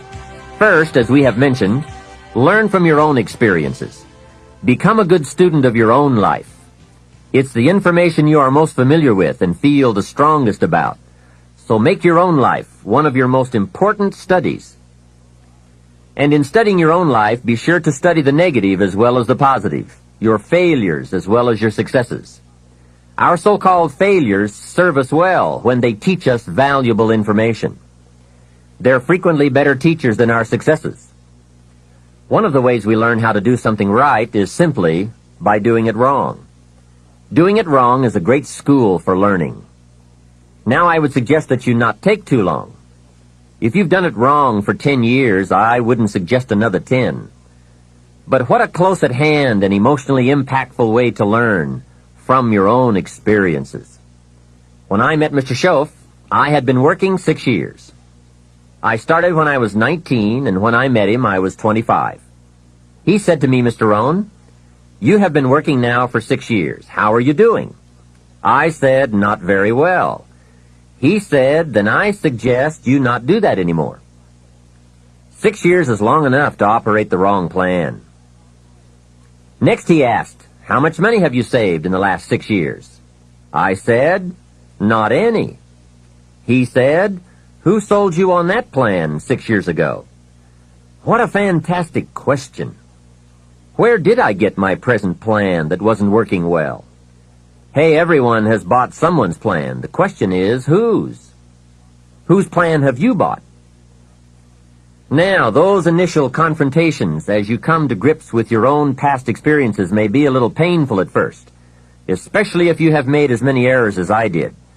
But think of the progress you can make when you have finally confronted those errors by becoming a better student of your own life. Now, the next way to learn is from other people's experiences. And remember, you can learn from other people whether they have done it right or wrong. You can learn from negative as well as positive. The Bible is such a great book because it is a collection of human stories on both sides of the ledger. One list of human stories is called examples. Do what these people did. And the other list of human stories is called warnings. Don't do what these clods did. What a wealth of information. What to do and what not to do. I think it also means, however, that if your story ever gets in somebody's book, make sure they use it as an example, not a warning. There are 3 ways to learn from other people. The first is to listen to the cassettes and read the books by and about people who've accomplished great things. All the successful people I know and work with around the world are good readers. They just read. They are so curious that they are driven to read because they just have to know. It is one of the things they all have in common. Here's a good phrase: all leaders are readers. And they use cassette programs too, especially while they're in the car or during other times when they can't read. Cassettes can help all of us easily pick up new ideas and new skills. Did you know there are cassettes and books on how to be stronger, more decisive, a better speaker, a more effective leader, have a better effect on other people, become more loving, develop personality, get rich, develop influence, become sophisticated, and people don't use them? How would you explain that? Did you know that hundreds of successful people have written their stories in books and told how they did it on cassettes like this, and people don't want to listen? How would you explain that? The guy's busy, I guess. He says, well, yeah, if you worked where I work, by the time you struggle home, it's late. You've got to have a bite to eat, watch a little TV, and get to bed. You can't stay up half the night and read. And this is the guy that's behind on his bills. He's a good worker, hard worker, sincere. But remember, you can be sincere and work hard all your life and wind up broke, confused, and embarrassed. You've got to be better than a good worker. You've got to be a good reader, a good listener. At least he could hear a good cassette on the way home, right? Now, you don't have to read or listen to educational cassettes half the night. Although if you're broke, it's a good place to start. But here is all I ask, just 30 minutes a day. That's all. Stretch it to an hour if you can, but at least 30 minutes. Half rich isn't bad. 30 minutes. Hear or read something challenging, something instructional, at least 30 minutes a day. And here's the next key. Every day. Don't miss. Miss a meal, but not your 30 minutes. Hey, you can get along without some meals, but you can't get along without some ideas, examples, and inspiration. There's a Bible phrase that says, humans cannot live on bread alone, or food alone. It says the next most important thing to bread is words. Words nourish the mind. Words nourish the soul. Humans have to have food and words to be healthy and prosperous. Make sure you have a good diet of words every day. I told my staff one day, some people read so little they have rickets of the mind. And also remember, to properly feed the mind, you must have good balance. Don't just read or listen to the easy stuff. You can't live on mental candy. Here is a thought. Why not call good books and cassettes tapping the treasure of ideas? That's it. Tapping the treasure of ideas, like you're doing with this program. And if somebody's got a good excuse for not tapping the treasure of ideas for at least 30 minutes every day, or spending the money and getting the books and cassettes, I'd like to hear it. Some excuses you wouldn't believe. I say, John, I've got this gold mine. I've got so much gold, I don't know what to do with it all. Come on over and dig. John says, I don't have a shovel. I say, well, John, get you one. He says, do you know what they want for shovels? Hey, invest the money. Get the cassettes and books. The best money you can spend is money invested in your self-education. Don't shortchange yourself when it comes to investing in your own better future. Mr. Schoaf got me started on my library when I first met him. He said to me, become self-educated. Standard education will get you standard results. Check those numbers and see if that's what you want. And if it isn't, if you want something better than standard, you must become self-educated. So I went to work on my library, and I now have one of the best.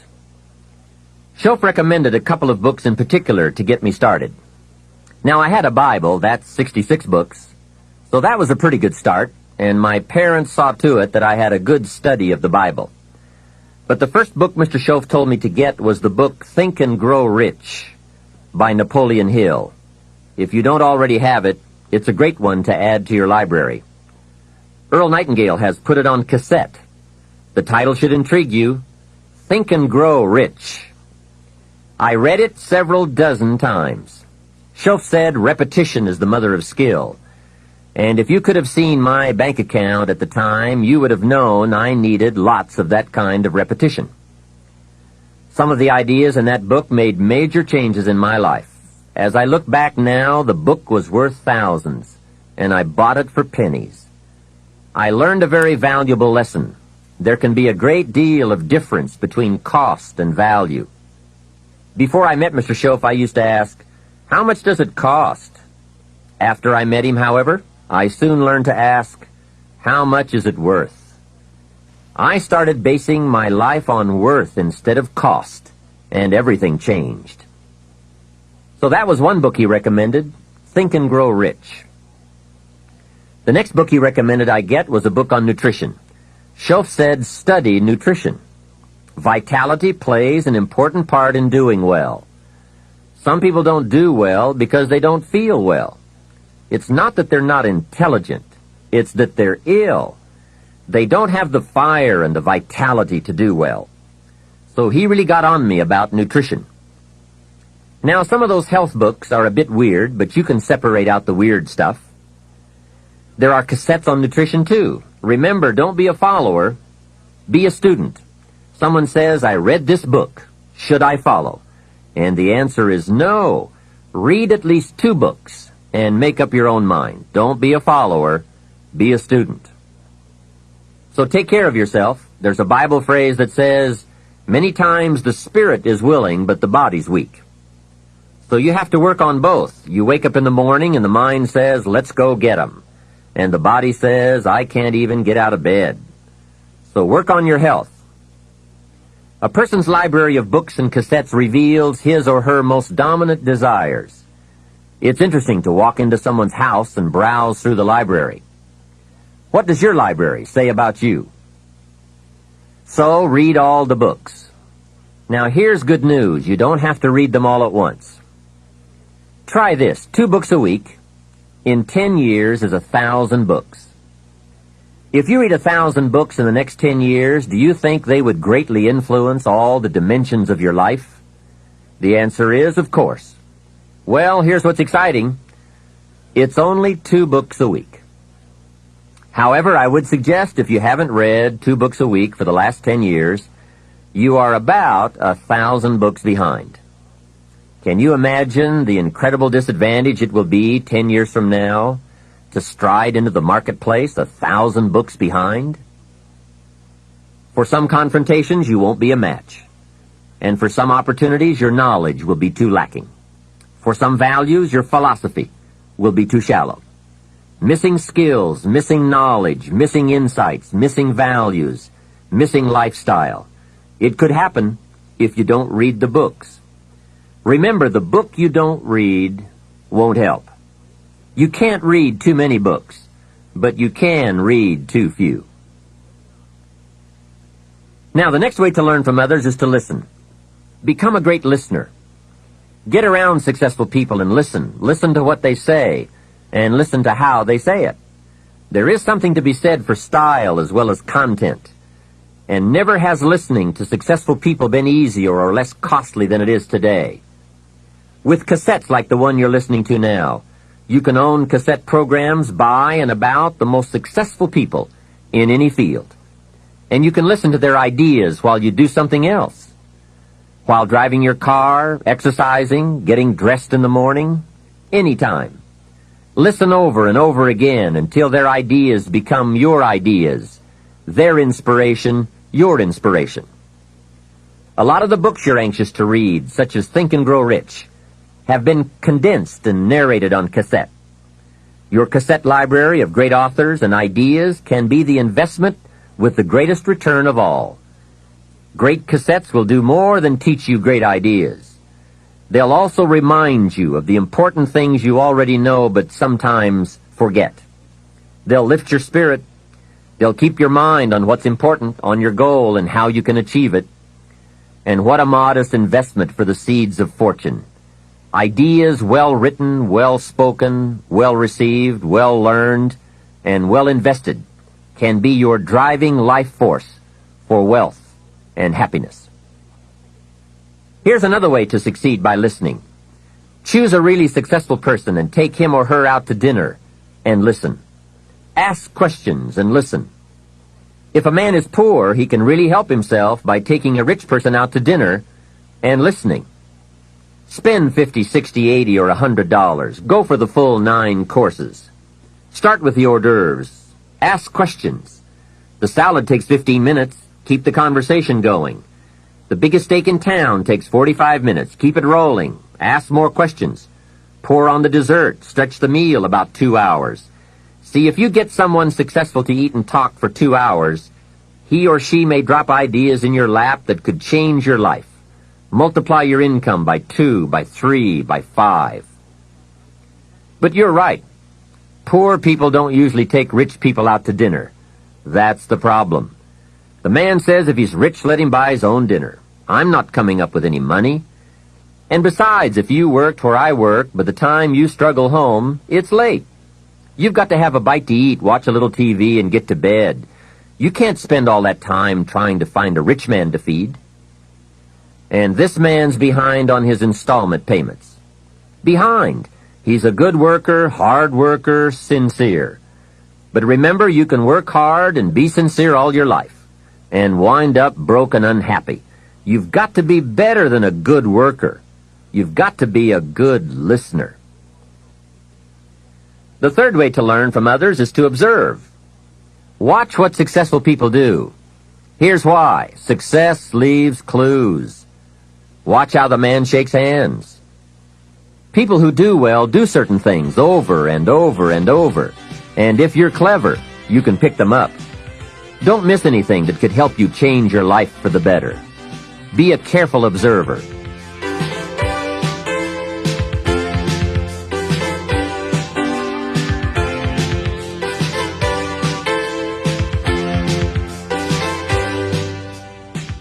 We have covered a lot of ideas in this part, but what a major fundamental to wealth and happiness, the consistent, disciplined, purposeful, constant search for knowledge.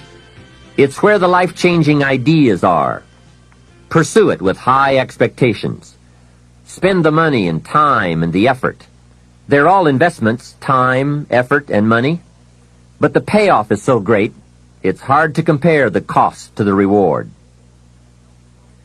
First is the money, and it does take some money. I have a great suggestion for the cassettes and the books and the lectures, the seminars and the videos you need for a constant flow of ideas and inspiration. Set up an educational fund. Take a portion of your income each month and set it aside to invest in all the means of the search for knowledge.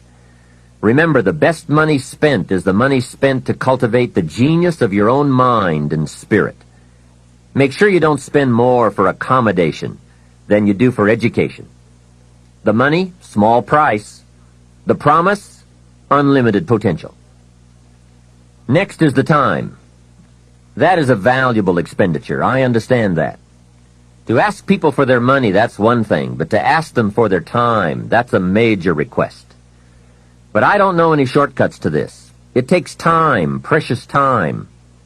The time you spend is that much less time you have to spend. You can get more money, but you can't get more time. However, life has a unique way of rewarding high investment with high return. This major investment you're making now, listening, could be that small fine-tuning you need for major accomplishment. And last, the investment in effort. There is a great deal of difference in casual listening and serious listening. Listening to know, listening to learn, listening that opens up the whole mental and spiritual process is truly an investment in effort. Bringing heavy attention to bear, that takes effort. A mental rifle shot to strike the idea target, that takes a great deal of concentrated effort. However, this effort, high-gear mental machinery, is the effort investment that opens the floodgates where ideas can work their magic for you in the marketplace. So, I do not hesitate to ask you to spend in deliberate, consistent fashion the money and the time and the effort. It's an investment that turns on the lights, opens the windows, sharpens the focus, and starts turning wishes into pride and product, wealth, and happiness. Of all the assignments Mr. Schultz gave me in those early days when we were working together, personal development was probably my most challenging. Some things he taught me I caught on to right away, and some things took longer than I want to admit. This one I've been working on all these years, and I'm certainly not finished. I guess it is a lifetime project, seeing what you can become. Personal development is truly the key to the good life. You see, what you become is far more important than what you get. The most important question to ask on the job is not, what am I getting? The most important question is, what am I becoming? However, it is also true that what you become directly influences what you get. Most of what we have attracted by the person we have become. So here's the great challenge of life. You can have more than you've got because you can become more than you are. That is the great focus of attention for life change. Now, on the other side of the coin it reads, unless you change how you are, you'll always have what you've got. I've discovered that income does not usually exceed personal development. Sometimes income takes a lucky jump, but unless you keep growing out where it is, it will usually come back where you are. If someone hands you $1 million, best you become a millionaire quickly, so you can keep the money. Life has strange ways. A very rich man once said, if you took all the money in the world and divided it equally among everybody, it would soon all be back in the same pockets. I guess it is hard to keep what you haven't attracted by your own personal development. Personal development, how important. Remember, the major key to your better future is you. That's a sentence with a lot of value. I suggest you put it up somewhere for a while where you can see it every day, just to remind you as you put your day together. I call it the silent seminar. The major key to your better future is you. For a share of my life, I didn't understand the importance of that phrase. Among a lot of things I didn't understand back in those early days. Back then, some things used to puzzle me. I used to wonder why two people could work for the same company and one make twice as much money. Why would one person be paid $2,000 a month and the other person $4,000 if it was the same company, same product, same service, same training, same weather, same traffic? Maybe they were the same age and went to the same school. Wouldn't that be a puzzle? Why would one person do twice as well? Speaking economically, I know there are many ways to do well, but in this narrow area called compensation, what is the difference? What is the difference between $2,000 and $4,000 a month? And I don't mean $2,000. I could figure that out. Well, back then I tried to figure it out best I could. I thought time makes some of the difference. Some people do better because they have more time. I used to say, Harold ought to do well. He's got a lot of time. If I had all of Harold's time, I could do well. Now, that's got to be dumb, right? You can't get someone else's time. A man once said to me, if I had some extra time, I could make some extra money. I said, then you have to forget it. There isn't any more time. Where would you find any? Hey, when the clock strikes 12 midnight, that's about it. It's over. There isn't any more time. If you insist on finding more than 24 hours a day, they will come and take you away.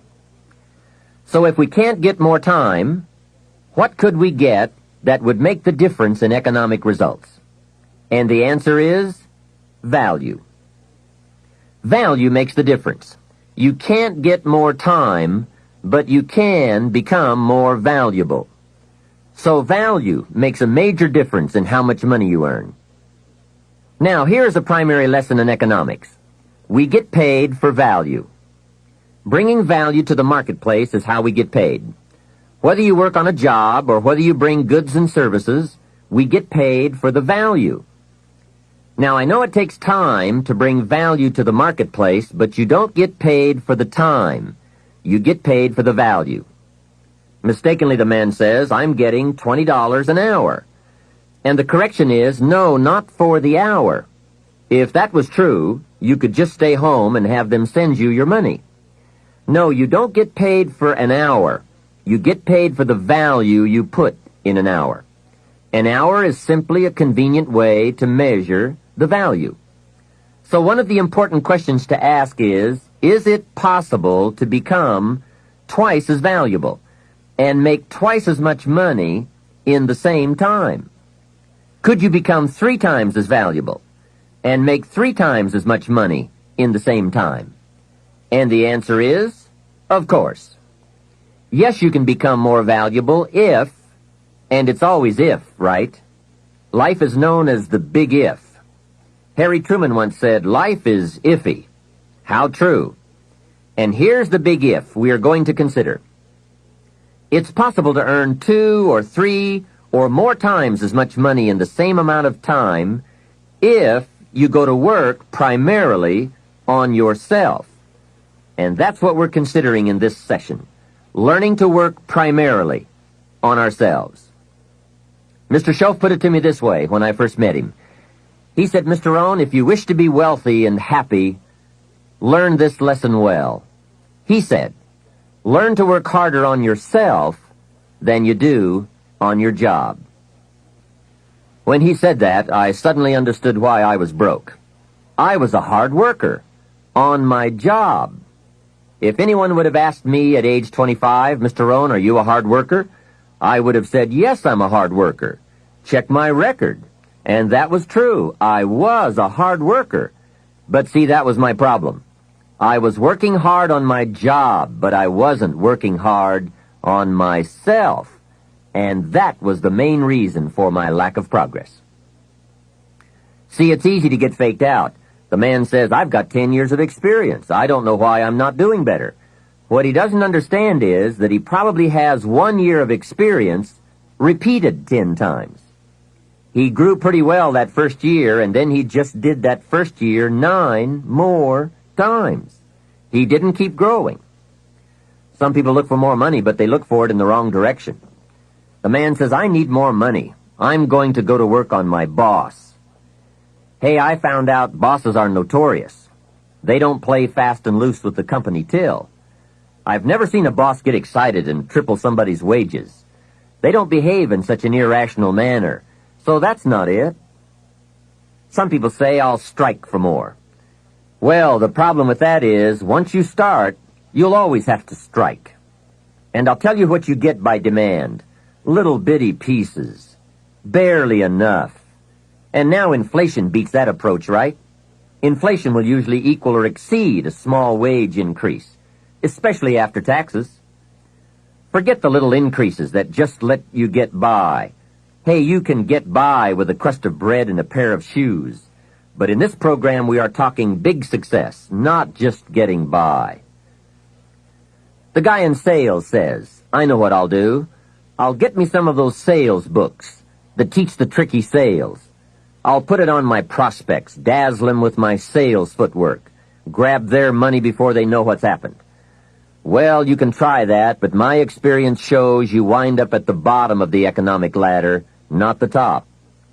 See, it's not what you get by tricks that counts. It's not what you get by demand. It's what you get by performance that counts. And I found this out. Performance comes from inside, not outside. For the first part of my life, I was looking for the answers outside, before I finally discovered they were inside. Success is not something you pursue. Success is something you develop. People are often asking me, how do you develop an above-average income? And the answer is, become an above-average person. Develop an above-average handshake. Some people want to be successful, and they don't even work on their handshake. As easy as that would be to get started on. They let it slide. They don't understand. Develop an above-average smile. Develop an above-average intelligence. Develop an above-average interest in other people. Develop an above-average intensity to win. See, that will change everything. Probably one of the most frustrating experiences in life is looking for an above-average job with above-average pay without becoming an above-average person. It's called frustration. Mr. Schoaf one day gave me one of the most important statements of our entire association. I was giving him a rundown on how things hadn't worked out for me, and he said, "Mr. Rohn, I have an answer for you if you will listen carefully." And listen carefully I did that day and for the next 5 years. If someone is wealthy and happy, you've got to listen. He said, "Jim, I've only known you for a short time, but it is my honest opinion, for things to change for you, you've got to change." That was not quite the answer I was looking for, but that's the one he gave me. And now I bring it to you after pondering it all these years. For things to change for you, you've got to change, no matter what successes you've already achieved. Otherwise, it isn't going to change for you. Before I met Mr. Schoaf, I used to say, "I sure hope things will change." That seemed to be my only hope. If it wasn't going to change, I was in serious trouble. Then I found out it wasn't going to change, and I was in serious trouble. Hey, remember, it isn't going to change. Not long ago, I did a seminar for a group of oil company executives during their convention in Honolulu.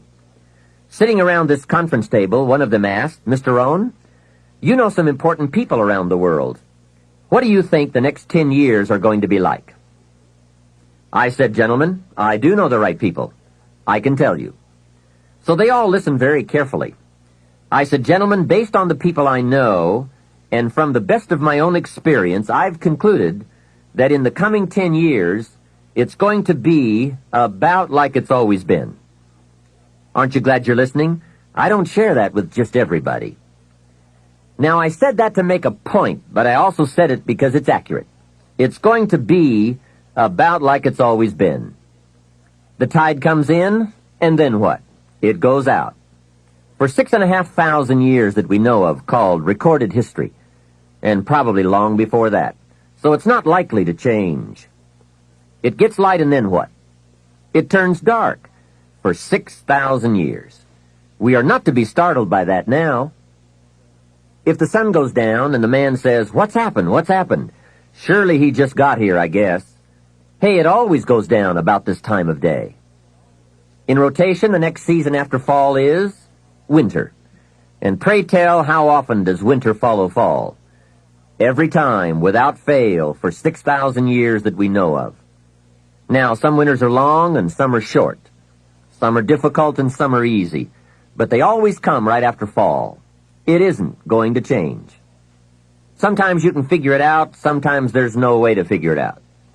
Sometimes it goes well, sometimes it gets in a knot. Sometimes it sails along, sometimes it gets in reverse. See, that's not going to change. The last 6,000 years reads like this: opportunity mixed with difficulty. That's how it reads. It isn't going to change. The man says, "Well, then how will my life change?" And the answer is, when you change. Whether I'm talking to high school kids or business executives, my message is always the same. The only way it gets better for you is when you get better. Better is not something you wish. Better is something you become.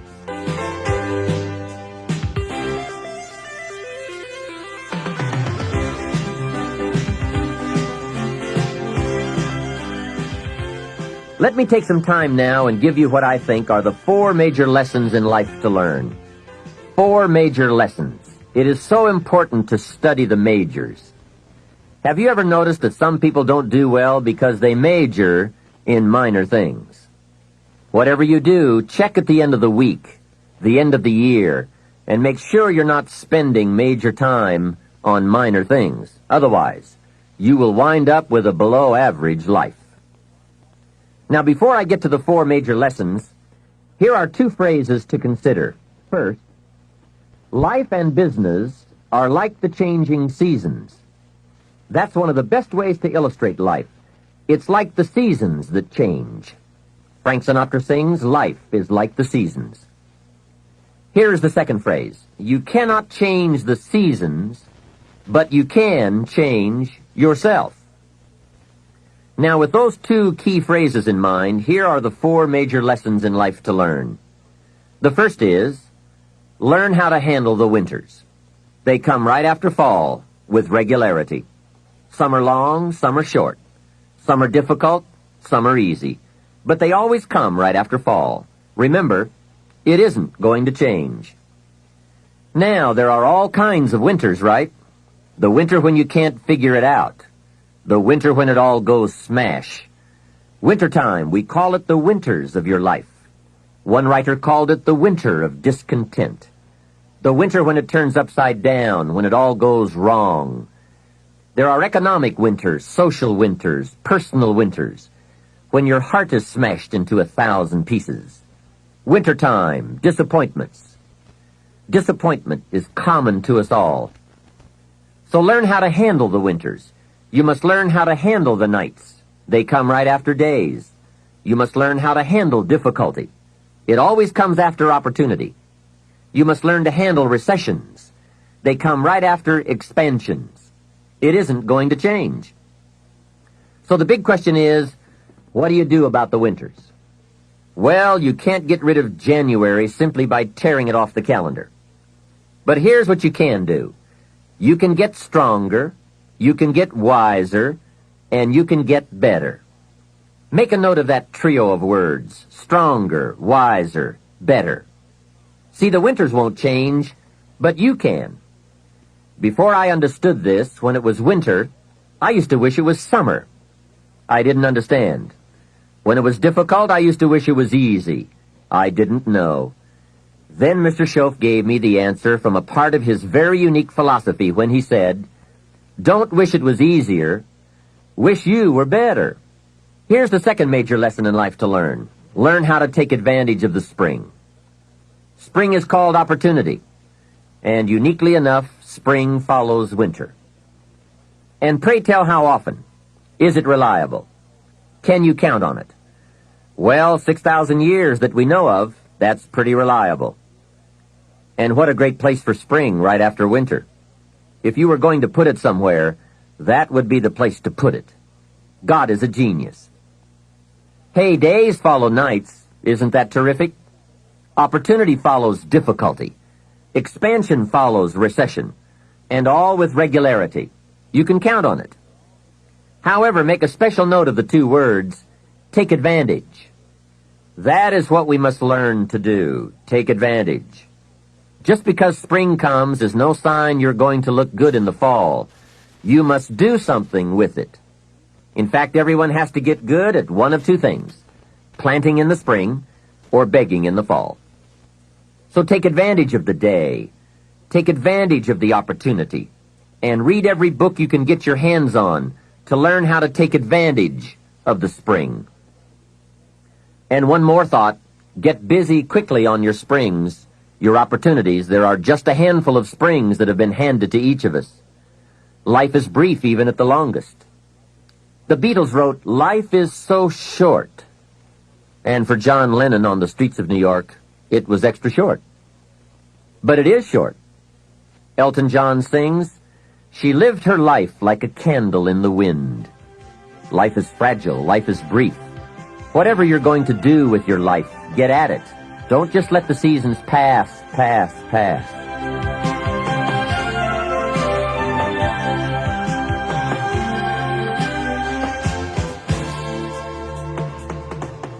The third major lesson in life to learn is, learn how to nourish and protect your crops all summer. Sure enough, as soon as you've planted, the busy bugs and the noxious weeds are out to take it. And here is the next bit of truth. They will take it, unless you prevent it. And that is the third major lesson to learn, major skill to develop, preventing the intruder from taking the good. Here are 2 key phrases to consider under the third major lesson. Number 1, all good will be attacked. That's the first phrase. On this planet, all good will be attacked. And don't press me for a why. I was not in on some of the early decisions, so I don't know why. All I know is, it's true. Let reality be your best beginning. Every garden will be invaded. Not to think so is naive. Here's the second phrase. All values must be defended. Social values, political values, friendship values, marriage values, family values, business values. Every garden must be tended all summer. If you don't develop this skill, you will never wind up with anything of value. Last is the fourth major lesson in life to learn. Learn how to reap in the fall without complaint. That's number 4. Take full responsibility for what happens to you. It is one of the highest forms of human maturity, accepting full responsibility. It's the day you know you have passed from childhood to adulthood, accepting full responsibility. And learn how to reap in the fall without apology. Without apology if you have done well, and without complaint if you have not. That's the best of human maturity. I'm not saying it's easy. I'm saying it's the best. Now, I used to have some problems in this area, way back in those early days. I used to have this list of reasons why I wasn't doing well. To explain, right? Otherwise, you're going to look bad. I used to have this funny list called Reasons for Not Looking Good. I really did. I used to blame the government. You can believe that or not. It was at the top of my list. I had a lecture second to none. The government. I blamed taxes. Look what you've got left after they take everything out. Taxes, that was on my list. I blamed prices. That's easy, right? You walk into a supermarket with $20 and come out with this little half bag of groceries. That was on my list. I blamed the weather. I blamed the traffic. I blamed my car. I blamed the manufacturers. I blamed my negative relatives. They were always putting me down. I blamed my cynical neighbors. They were just selfish, looking out for themselves. Wouldn't loan me any money. I blamed the community. I blamed the economy. Hey, that's a pretty good list for not doing well, isn't it? I thought it was a good list. I will never forget this one day. Mr. Schoaf was very kind, but he was also very blunt, which was helpful for me. If he hadn't been blunt, I would have missed some things.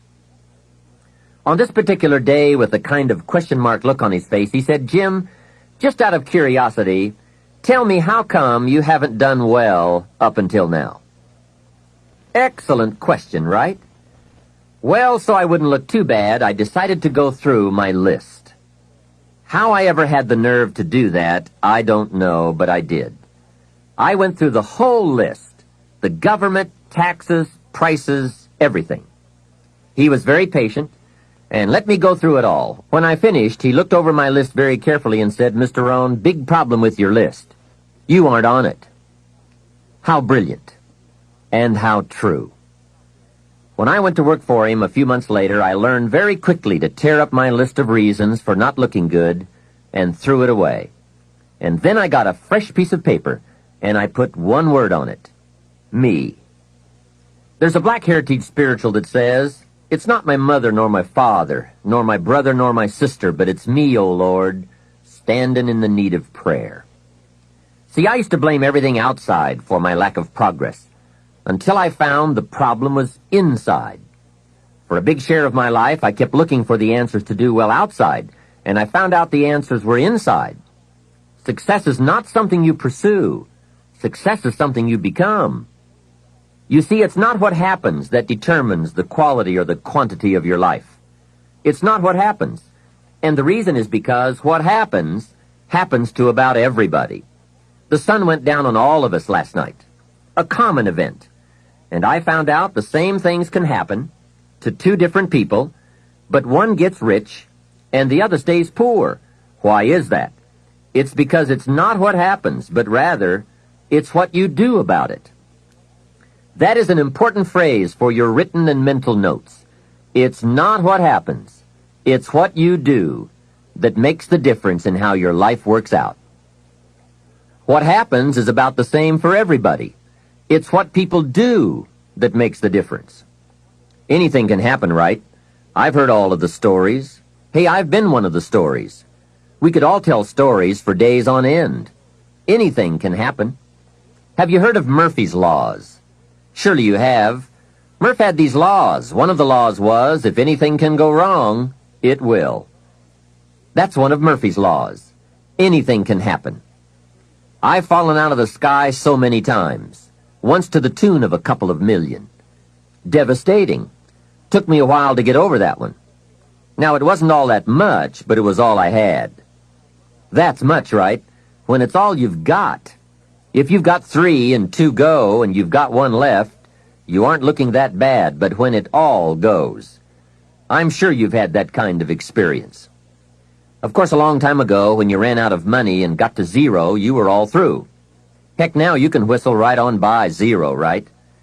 They will bury you these days. But those are happenings. Everyone's got the same happenings. The big question is, what are you going to do about it? Someone says, yes, but you don't understand the disappointments I've had. Come on. Everyone has disappointments. Disappointments are not special gifts reserved for the poor. Everybody has them. The question is, what are you going to do about it? While we're talking about personal development and letting go of limitations, here are what I consider to be the biggest self-imposed limitations any man or woman has ever had to deal with. First, procrastination. Procrastination is particularly life-threatening because when we put something off, it doesn't seem, at the moment, to be all that important. At the end of the day, if you have let a few things slide, it doesn't seem like such a bad day. However, enough of those days piled up will make a disastrous year, and eventually, a disastrous life. Our inability to come to grips with a natural tendency to procrastinate will surely send us drifting in the wrong direction. Before you reach the final session of this program, you'll have left procrastination behind, if you're still troubled by it. You'll have discovered that it's simply too costly to put up with any longer. Besides, you'll be too excited about where you're going to postpone the activities taking you there. Self-imposed limitation number 2. Blame. All of us have blamed others for our troubles from time to time. In fact, the tendency to blame someone or something goes back a long way. When there were only 2 people on earth, it wasn't long before they started blaming.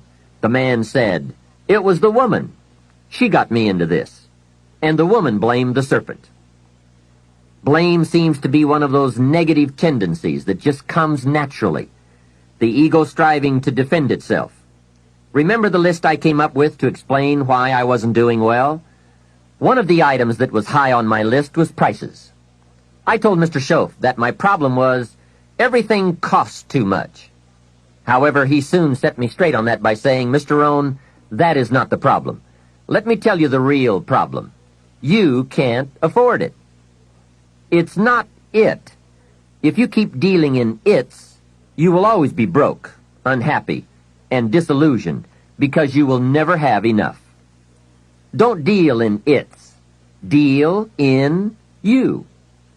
When I finally learned to change my thinking from it to me, I changed my whole life. What a life-changing experience to finally meet someone who doesn't hesitate to put it on you or on your tendency to indulge in blame or procrastination. That is indeed a banner day when you meet someone who has learned how to skillfully and carefully attack the same problem that has kept you from doing very well, or kept you beneath your potential, or kept you off balance as to your own self-worth.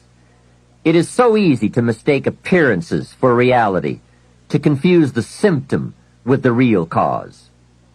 Along with blame comes the third negative tendency we want to eliminate: excuses. Guess how many excuses we have? 1 million. And in the course of a lifetime, we will probably use them all, unless somebody finally comes along and blows all those excuses apart to make us come face to face with the real reasons for our current dilemma. Until that time, we will probably use another 1 million excuses to prevent ourselves from having $1 million. Here's one of the major questions I'll pose to you during this program. What are you going to do, starting today, that will make a difference in how your life works out? Good question, right? What are you going to do? See, if you don't do something starting today that will make a difference, guess what? It's going to be the same. And you can guess what the next 5 years are going to be like. Just look at the last 5. The next 5 years will be like the last 5 unless you, Major Key, make all the changes. Now here's another key question. What can you do starting today that will make a difference? That's a good question. What can you do? What can you do with economic chaos? What can you do with massive disappointment when it's all gone wrong? What can you do when it won't work, when you've run out of money, when you don't feel well, and it's all gone sour? What can you do? Well, let me give you the broad answer first. Here's what you can do. You can do the most remarkable things, no matter what happens. Hey, people can do incredible things, unbelievable things. A man can do the most amazing things with the most impossible circumstances. A woman can do the most remarkable things with the most disastrous circumstances. Hey, I found out kids can do remarkable things. That is, if they have remarkable things to do. I also found out if they don't have remarkable things to do, there's no telling what they'll do. Now, here's why humans can do remarkable things. It's because they are remarkable. They are not dogs, animals, fish, birds, amoebas. Humans are different than any other creation. When a dog starts with weeds, he winds up with weeds, and the reason is because he's a dog. But that's not true with human beings. Human beings can turn weeds into gardens. That's one of the major differences, being a human versus being a dog. Humans can turn nothing into something, pennies into fortune, disaster into success. And the reason they can do such remarkable things is because they are remarkable. So why not reach down inside of you and come up with some more of those remarkable human gifts? They're there, waiting to be discovered and employed. And with those gifts, change anything for you that you wish to change. And I challenge you to do that because you can change.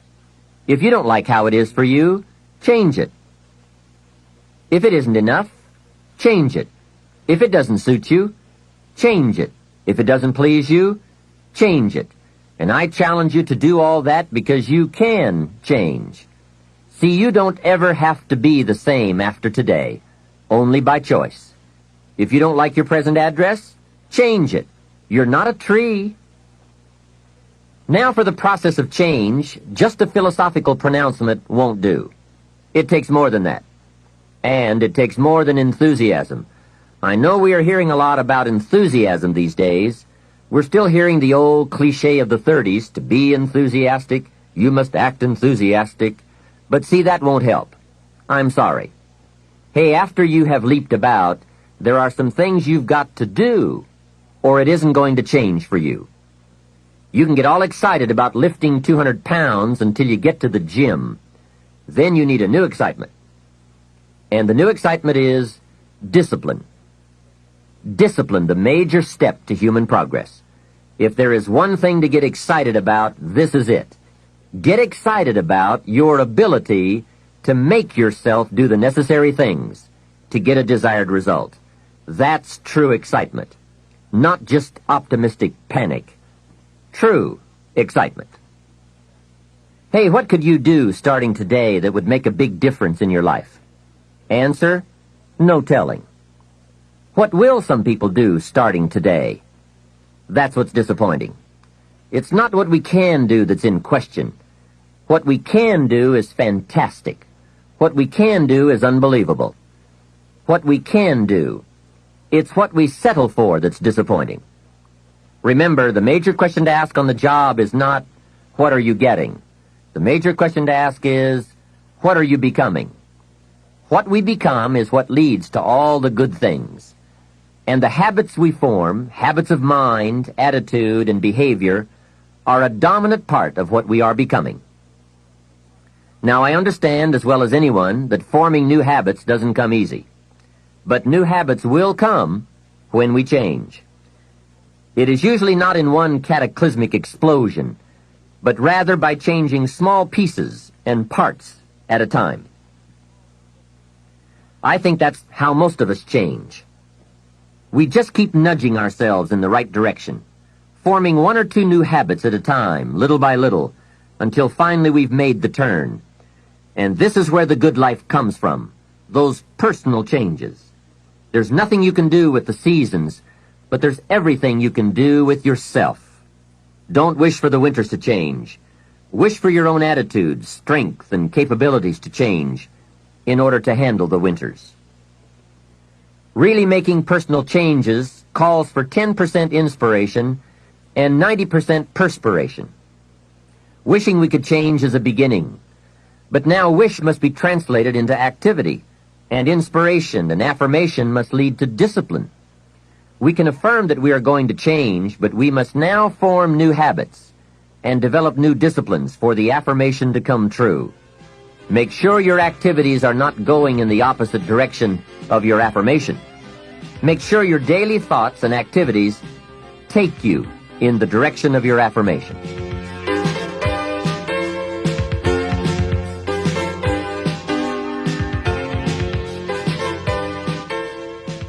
Now, in the personal development quest, there are three major aspects of ourselves to improve. We can look at developing ourselves spiritually, physically, and mentally. With respect to our spiritual development, this may be a major or a minor issue for you depending on your values and your goals. I confess to being an amateur in this field, but I think it's very wise for you and me to look at the spiritual side of our lives and decide what growth we want to experience here. Come to your own decisions as to what it will take to nourish your spiritual nature. Next, let's look at physical development. The body and the mind work together and depend on each other, so they both need attention. There's a Bible phrase that says, treat your body like a temple. So just put it in your notes, body like temple. Not a bad suggestion. Treat your body like a temple, not a woodshed. Now, in taking care of the physical, we must learn to be conscious of ourselves, but not self-conscious. We need to be aware of our physical appearance, our physical well-being, but not to the point of being self-conscious. We need to be aware, we need to take care, but some people devote too much of their day to physical appearance. Physical appearance is going to have something to do with your future, your well-being, your income, so do spend some time on physical appearance. How we appear to other people does make a difference in terms of our acceptance and our ability to function and do well in the marketplace. In fact, there's another Bible phrase that says, take care of the outside for people and take care of the inside for God. People look on the outside, and God looks on the inside. Now, you might believe that people shouldn't judge you by physical appearance. Well, let me give you a clue. They do. Make sure you don't order your life based on shoulds and shouldn'ts. You'll always be confused, and you'll always have trouble. The best thing to base your life on is reality. What people really do. So since people generally judge by appearance, then that's probably one thing we want to take care of. That's just part of the game. Now, of course, when people get to know you, or if they've been around you any length of time at all, they're going to judge you by more than appearance. But sure enough, people at first are going to take a look.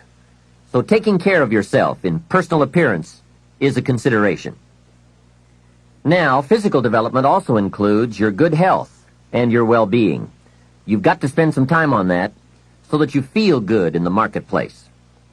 Get involved in some form of disciplined exercise. Keeping fit and feeling good has a positive effect on your attitude, not just your appearance. Even if you're not into sports, there are some cassette programs and books on how to stay in excellent shape in only 20 to 30 minutes a day. Get the tapes and find your best way to stay physically fit. Just develop a bit of consciousness about taking care of yourself physically. Physical fitness pays great dividends in terms of your energy level, your ability to live a long, healthy life, and your general sense of well-being. The other part of physical well-being is nutrition. There are some excellent cassettes and books on this subject for you to investigate as well. Do all you can to stay fit, to stay healthy, and to stay well, because physical health and fitness affect how you feel about yourself and how you perform in the marketplace. When you feel good about yourself, other people will feel good about you too. Appearance, vigor, vitality, and well-being have a lot to do with how your life works out. That's the physical side. Now, the mental exercise and nourishment are just as important as physical and spiritual exercise and nourishment. You want to make sure that the acceleration of your mental health, mental well-being, and mental capacity keeps up with your physical capacity. So make sure at 40 that your mind has kept up with the passing of the years. Don't stay 30 at 40. Don't stay 30 at 50. Keep up the learning curve with mental exercises. I congratulate you for your investment in this cassette program as a further expansion and stimulation of your mind and your thinking. It's so important for you and me to be stretched beyond where we are. It's too easy to just comfortably sit and stop growing. It often doesn't seem to be that necessary to make the push, to make the effort to learn and to grow and to challenge yourself. But let me give you something to think about. The last few years of the 20th century are going to demand a lot more mental vigor and mental activity. The competition and complications of life are going to truly challenge the full capacity of our mentality. So, stretch your mind. It's easy when you finally find yourself in a good job to stop pursuing mental development. Have you heard about the accelerated learning curve? From birth up until the time we are about 18, our learning curve is dramatic, and our capacity to learn during this period is just staggering. We learn a tremendous amount very fast. We learn our language, our culture, our history, science, mathematics, everything. But guess when this learning curve starts to taper off? When we get our first job, usually. Now sometimes, for some people it will continue, but sure enough, here's where it usually levels off. If there are no more exams to take, if there's no demand to get out paper and pencil, why read any more books? Now you will just learn by some experience, just getting out there and by doing it wrong and doing it right and stumbling around. You learn some. But can you imagine what would happen if you kept an accelerated learning curve all the rest of your life? Can you imagine what you could learn to do, the skills you could develop, the capacities you could have? So here's what I'm asking you to do. Be that unusual person who keeps up his learning curve. Succeeding in life is not usual. It's unusual. You need to develop some unusual habits to earn the outstanding rewards. A friend of mine said, a standard education will get you standard results. You want a lot more than standard results? You need to become a lot more than a standard person. And now I've got some more good news for you. Never before in the history of the world has it been easier for someone like you or me to become educated, skilled, highly creative, innovative, and spilling over with profitable ways of thinking. I'm talking about making full use of audio cassettes like the one you're listening to now. You can turn your automobile into a professional growth seminar on wheels. I'm serious. Cassettes can turn the time you spend driving your car, dressing in the morning, or exercising into solid, effective personal development. While your friends are vegetating on the way to work, listening to the radio that doesn't help them one bit to do a better job, you're picking up new negotiating skills, better sales techniques, or a new creative way to solve problems. Keep building your library of fine, quality cassette resources. There isn't a better place you can put a few dollars every month. Become a student of good ideas, wherever they can be found. Always be on the lookout for a good idea, a business idea, a product idea, a service idea, an idea for personal improvement.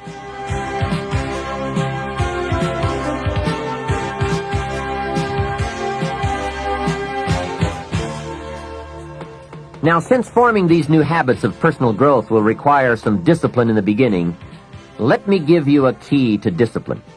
Discipline starts with the little ones and works up to the big ones. Start with all the things you can do to make your life better and make you feel better about yourself. Make a list. Life will give you some pretty big challenges if you can handle the small ones. But unless you practice on the small ones and master those, you don't have a chance for the major ones. A man strides out of his house to go straighten out the corporation, and he has not yet straightened out his garage. Who's kidding who? So work on all the disciplines that will improve the quality of your life. And here's an important thought. Everything affects everything else. Every lack of discipline affects every other discipline. Mistakenly, the man says, "This is the only place I let down." See, that's not true. Every letdown affects the rest of your performance. Now here's the positive side. Every new discipline affects every other discipline. Every new thing you try affects the rest of your performance. Isn't that exciting? So get started on every small discipline you can think of. You can't believe what it will do for your self-confidence. And remember, the greatest deterrent to success is lack of self-confidence. And lack of self-confidence comes from not doing what you could do. Next comes self-motivation. And really, it's the only kind of motivation there is. Self-motivation. I was on a lecture tour in Australia not long ago, and the press interviewed me. And they asked me, "Mr. Rohn, are you one of those American motivators?" I said, "No, I'm a businessman. I can share my ideas and my experiences, but people have to motivate themselves." Hey, I found out you can't change people. They can change themselves, but you can't change them. Lord knows, I've tried. I had a super group of salespeople back in those early days, and I said, "I'm going to make them successful if it kills me." Guess what? I almost died. You can't do that. In management, we learn good people are found, not changed. If you want good people, you have to find them. That's the best answer I can give you. If you want motivated people, you have to find them, not motivate them. The first rule of management is don't send your ducks to Eagle School. Why? Because it won't work. I've tried it all. I picked up a magazine not long ago in New York, which had a full-page ad in it for a hotel chain. The first line of the ad read, "We do not teach our people to be nice." Now that got my attention. And the second line said, "We simply hire nice people." I thought, what a clever shortcut. Motivation is a mystery. Why some people are and some are not. Why does one person in sales see his first prospect at 7 in the morning, and the other salesperson sees his first prospect at 11 in the morning? Why would one start at 7 and the other start at 11? I don't know. I call it mysteries of the mind. I give a lecture to 1,000 people. One walks out and says, "I'm going to change my life." Someone else walks out with a yawn and says, "I've heard all this stuff before." Why is that? Why aren't they both affected the same? I don't know. I call it mysteries of the mind. A wealthy man says to 1,000 people, "I read this book, and it started me on the road to wealth." Guess how many people of the 1,000 go out and get the book? Answer, very few. Isn't that incredible? Why wouldn't everyone go get the book? It's called Mysteries of the Mind. To one person you say, "You better slow down. You can't work that many hours, do that many things, go, go, go. You're going to have a heart attack and die." And to another person you say, "When are you ever going to get off the couch?" What is the difference? It's called mysteries of the mind. Why wouldn't everyone strive to be wealthy and happy? I don't know. It's a mystery. So, be self-motivated. Don't give that job away to someone else. The guy says, "Boy, if someone will just come by and turn me on." Hey, what if he doesn't show up? You've got to have a better plan for your life. Since you're self-motivated, and I would assume that you are since you've invested your money, and now you're investing your time to gather good ideas for more success, I want to share the best of what I've learned and experienced in my life. You deserve the best I have to give, and more. Now, I'm sure you'll agree that this fundamental personal development is a major part of the platform, the foundation, on which you can build. So let's get on now with the rest of the fundamentals for wealth and happiness. Of all the subjects that stir the imagination, this has to be one of the major ones: financial independence. Freedom from financial concerns. Owning the financial resources that give you the means to really do what you want to do, to make your life all that you want it to be. We don't have time to go through all the interesting ideas that have been written and discussed on the subject of financial wealth, but I will offer you a few major ideas that have really made a difference in my life, financially and otherwise. Mr. Shoaff said to me that he thought it was a worthy goal to become financially independent for 3 major reasons. First, with money no longer a time-consuming consideration, I could then begin devoting heavy time to all the other dimensions of my life. Second, he suggested I become financially independent because it would tremendously increase my ability to help others. Only from positions of strength, including financial strength, can we help someone else. Finally, and most important, he said, I believe it is worthwhile to become financially independent for the sake of developing the person you must become to achieve that goal. What a major secret he taught me. Set a goal to entice you to become the person it takes to achieve it. Reaching the goal is the lesser value. The primary value lies in the person you become by reaching it. You see, it's not the $1 million that's most important. It's what you must do and become in order to be a millionaire. We're all aware that many people feel that we must be careful of focusing on money or affluence or abundance, that in it or in the pursuit of it there is danger. We often hear quoted from the Bible, the love of money is the root of all evil. And I do agree. If you make money your love, and you pursue affluence to the exclusion of or at the expense of other values of life, you have lost, not won. However, let us consider this question. If you could do better, should you? That's not a bad question. In the time allotted to labor, in the time given to economics, care for family, success, achievement, productivity, the creation of value, the development of skills and creativity, if you could do better, should you? I think that one of the greatest satisfactions of living life to the fullest is doing the best you can with whatever you have. Doing less than your best has ways of eroding the psyche. We seem to be creatures of enterprise. Surely it is the reason for the seasons. The soil and the sun and the rain and the seed all say, "What can you do with us?" The seasons say, "Do you have the genius to make something unique of us?" Life says, "Here's the raw material. What splendid things can you produce from all there is?" So, go for high productivity, the full employment of your genius, the full development of your potential in all areas of your life, including earning money. That is the essence of life.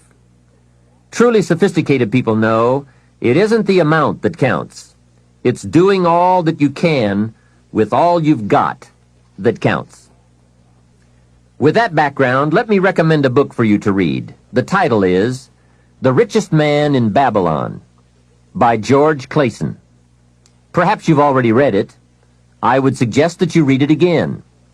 It's just a small book. You can read it in one evening.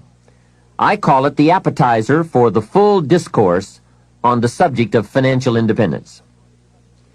Now, let me give you the major theme of the book. The major theme is that what you do with what you have is more important than what you have. What you do with what you get is more important than what you get.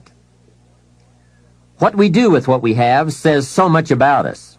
It reveals our philosophy of life, our attitude, what we know, and what we think, and the makeup of our character.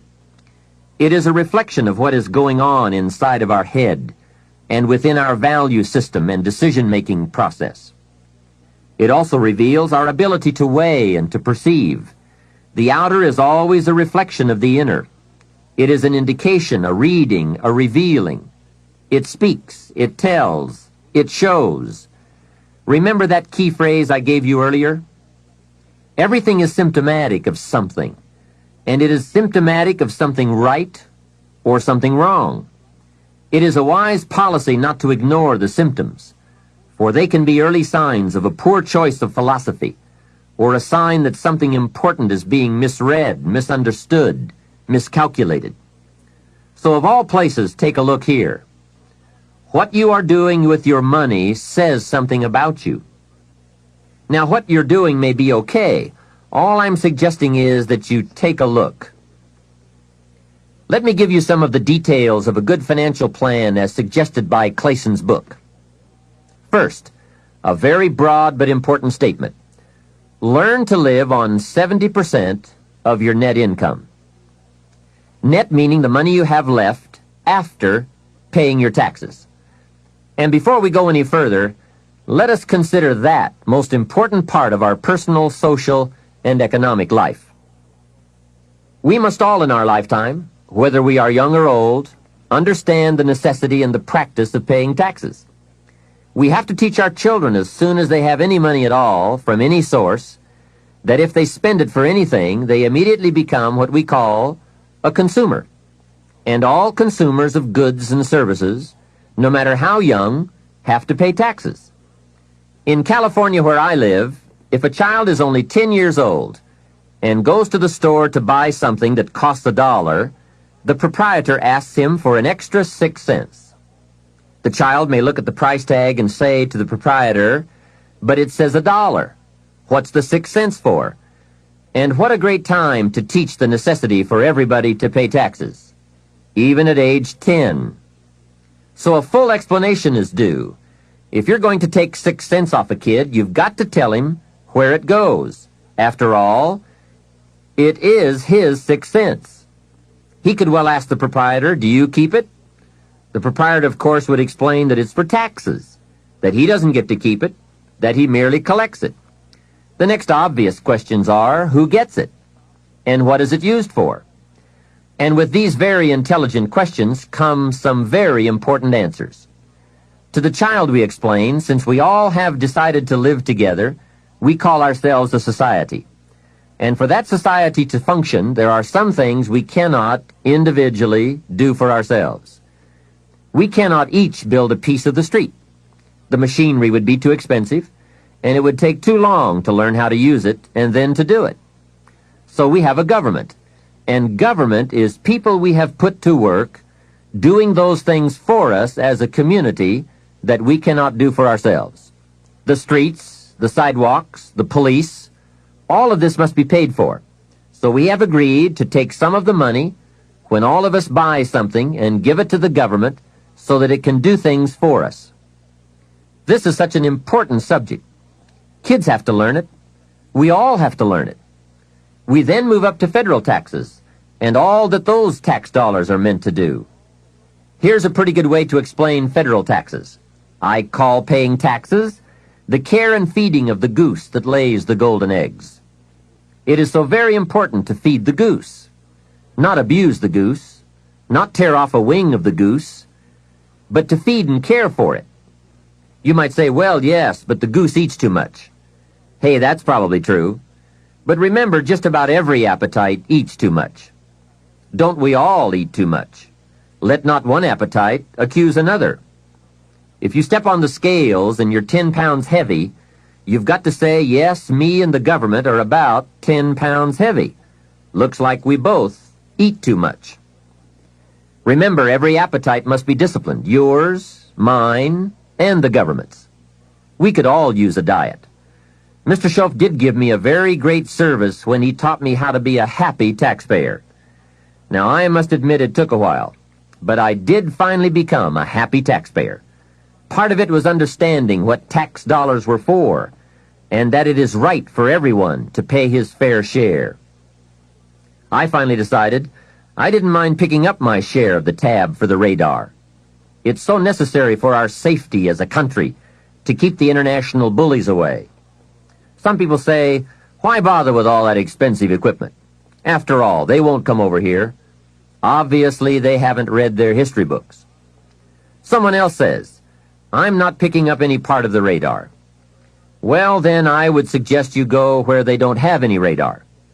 If you are going to enjoy the benefits, then you have to pay your share.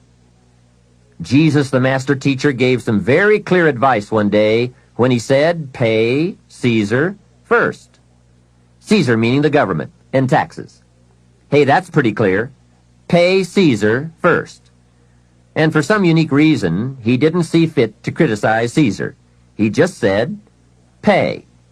I don't think we need a prophet to explain that one to us. Now, don't pay more than you should. Take advantage of the advantages and the incentives. But then when you get to the bottom line, whatever that is, pay it. And pay with happiness, knowing that you are feeding the goose that lays the golden eggs. The golden eggs of freedom, safety, protection, justice, free enterprise. A society that works, provides a market and unprecedented opportunity.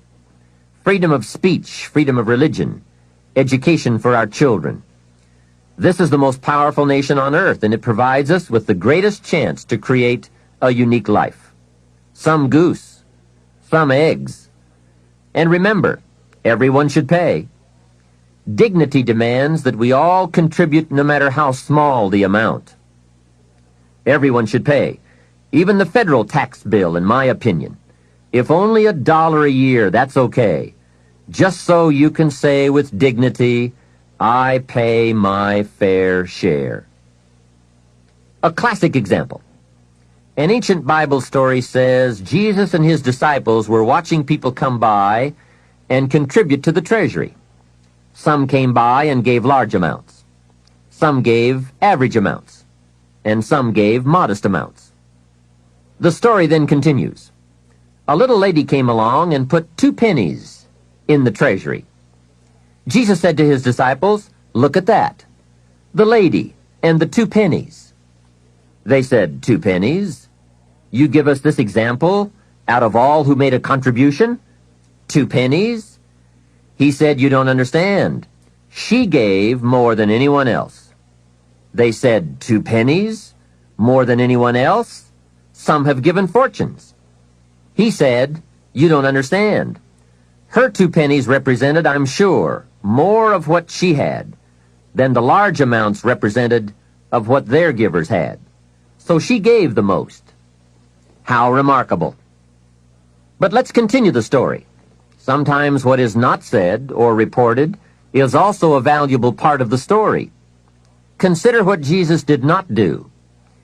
He did not take the 2 pennies out of the treasury and run after the little lady and say, here, little lady, we have observed that you are so poor and so pitiful, we're going to give you back your 2 pennies. We just can't let you pay. What an incredible insult that would have been. She would surely have said, aren't my 2 pennies good enough? They represent a great portion of what I have. Will you take away my dignity? No, that scene did not occur. And what a meaningful lesson. We learn from what did not happen as well. Let me give you the eloquence of silence. The eloquence of what was not reported but certainly must have been true. And it reads, Jesus left her 2 pennies in the treasury. What an important silent statement. It's of the highest philosophy. It best explains our earthly experience. Life is conditional. Value is on the other side of price. And of first importance is the act, not the amount. Everyone must pay, even if it is only 2 pennies.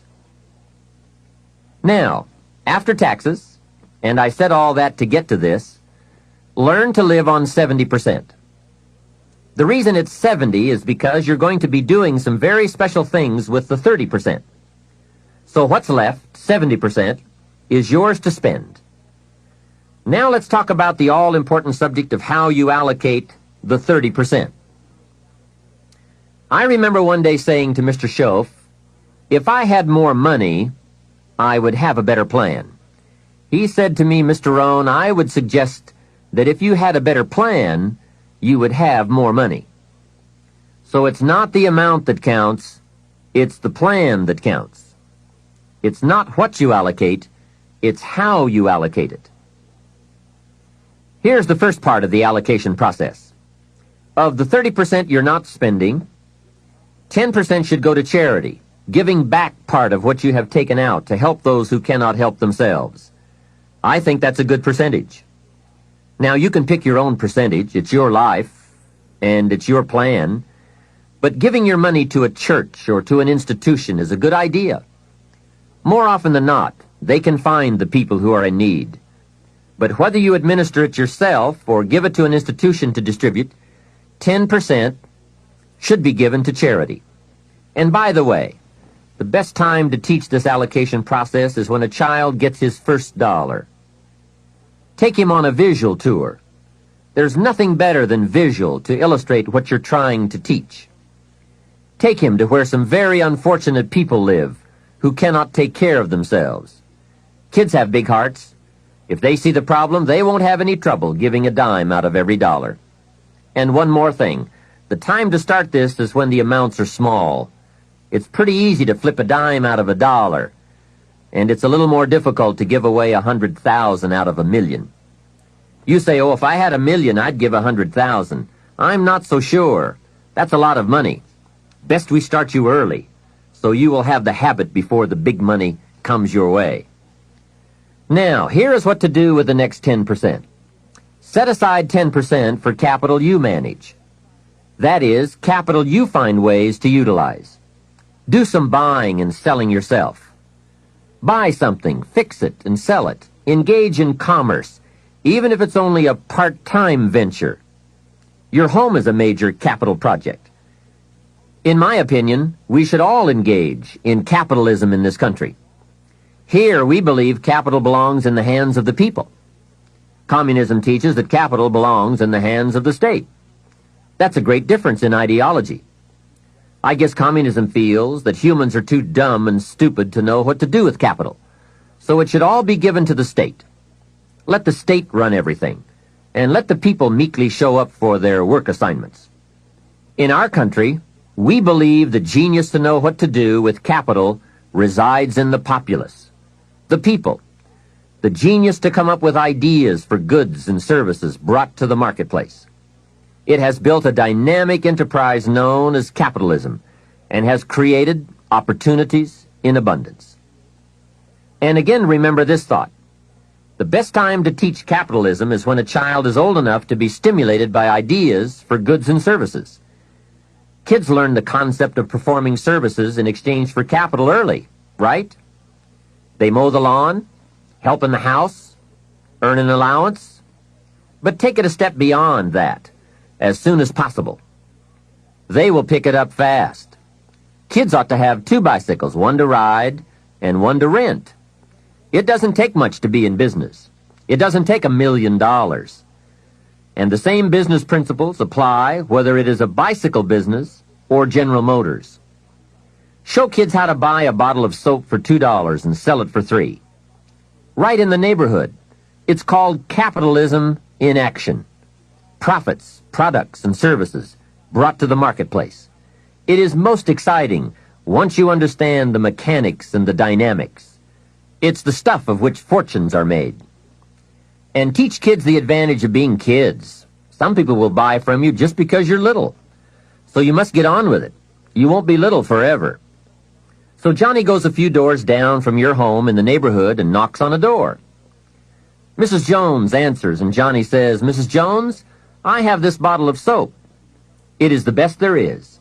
My mother uses it, and lots of people I know wouldn't use anything else. You should really have some. It only costs $3, and I'm your neighbor, so I can take care of you. And besides, I'm little. There, isn't that simple? Commerce in action. Capitalism at its foundation. You see, the only danger in capitalism is if capital gets in the hands of too few people. As long as it is in the hands of the many, it is a dynamic force for profitable and exciting enterprise. Back to our story. Mrs. Jones says, Johnny, I appreciate your coming by, and I think your product is unique, but really, to be honest with you, I have plenty of soap. Johnny says, let me come in and check. Hey, kids know how to overcome objections. They have been mastering that skill all their lives. Johnny knows how to get in the door. Mrs. Jones says, "You've got me. I'll be a customer." Now, when he comes home, you must get ready to teach all the other principles of enterprise and successful living. The two should go together. First, Johnny says, "I've got $3 to spend," and you point out the obvious. If you spend all $3, you will be out of business. He says, "I can see that." Then you explain, you must set aside $2 to invest in another bottle of soap. You can't spend your capital. Capital must be carefully preserved. What would you think of a farmer who ate his seed corn? Dumb farmer, right? So capital must be defended. It is your only chance for another harvest. Now here's another thought for your notes. Make sure you turn part of your income into capital. I would suggest 10%. And use that 10% yourself to give your own skill a chance to do something remarkable in the marketplace. No telling what genius lies, unused, waiting for the spark of opportunity. It is part of the path of fortune. Use this thought. Why not work full-time on your job and part-time on your fortune? You can, you know. It's up to you. And you can't believe the feelings every day when you can honestly say, "I'm working to become wealthy. I'm not just working to pay my bills." It makes a different kind of day. You will find it hard to go to bed at night and exciting to get out of bed in the morning. Remember, it's the same day, the same opportunity, the same you, but it is a greatly different life working to become wealthy or working to get by. Now here is the next principle to teach. Johnny says, "Okay, I'll set aside $2 so I can stay in business and continue to make $1 profit. But I get to spend the $1, right?" Now comes a most important opportunity. You must explain that if he spends that whole dollar, he will wind up broke and unhappy. And then take him on another visual tour to some part of town where he can get a good look at people who spend all they make and are broke and unhappy, and say, "Do you want to live like this?" He will say, "No." Then you say, "All right then, you can't spend the whole dollar." He says, "Well then, tell me what to do with it." And with that open door comes the obvious opportunity to teach all the principles of wealth and happiness and lifestyle. One of the major factors that affects your life, all your life, is what you do with your money. So here's what you do. First, pay your taxes, right? And for kids, that is easy. They pay when they spend, unless they make a lot of money. Then you must teach them to pay federal taxes. Remember the care and feeding of the goose that lays the golden eggs. Next comes the 10 cents for charity, which we have already covered. Johnny says, "Oh yes, here is a dime for those who cannot help themselves. Now I can spend the rest." Answer, no, no. You will wind up broke and unhappy. He says, "Okay, what now?" And now comes another major life lesson. The next 10 cents out of every dollar of wages or profit is for the increase of capital you manage. Set aside 10 cents out of every dollar profit so that someday you can buy 2 bottles of soap instead of 1. I'm sure Johnny will catch on to that one right away. He says, "Of course. If you buy 2 bottles instead of 1, you save yourself a trip." How clever. And the next point you teach is that some companies will sell you 2 bottles cheaper than if you buy just 1 bottle at a time. They sell you 1 bottle for $2 and 2 bottles for $3.80. Johnny says, "Wow, then when I sell it, I can make even more money." How clever. It's true, everybody benefits from the increase of capital. The company gets to sell 2 bottles at one time. You save a trip and some costs, and you can keep some of the saving or pass along some of it to Mrs. Jones, your customer. Let's review so far. First, pay taxes. Next, 10 cents for charity, and 10 cents for capital you manage, and for the increase of that capital out of every dollar of wages or profits. Now, Here's the third 10 cents from every dollar, and that is capital you provide.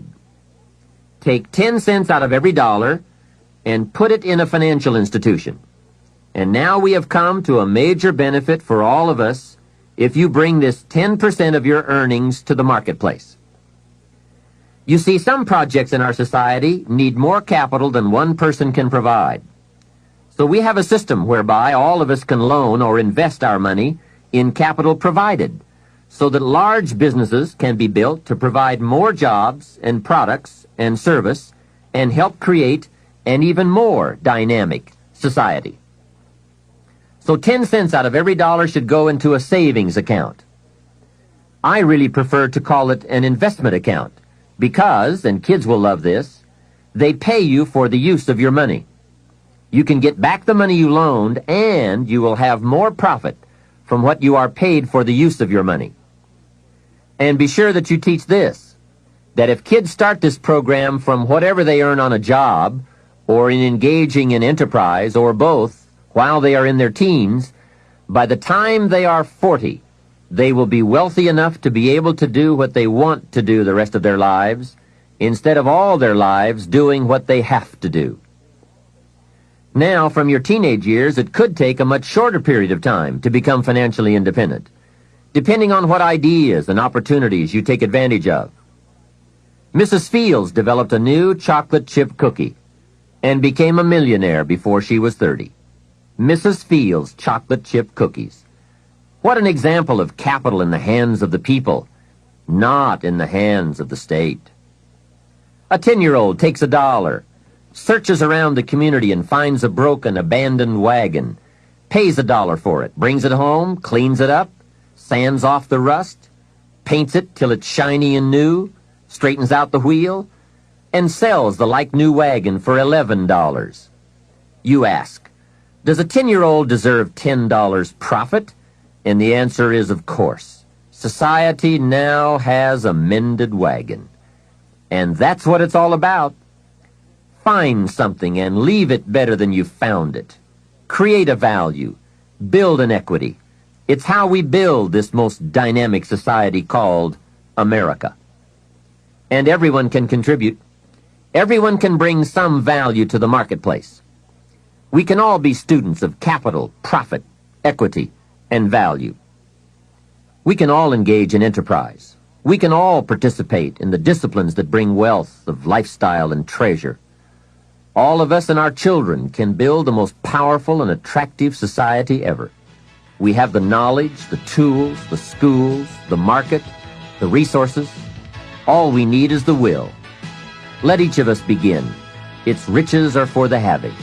All of these principles in action furnish, to the best of my knowledge, the best soil from which to have a high chance for fortune and lifestyle at a very early age.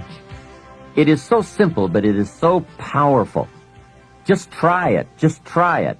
You can always go back to the old way.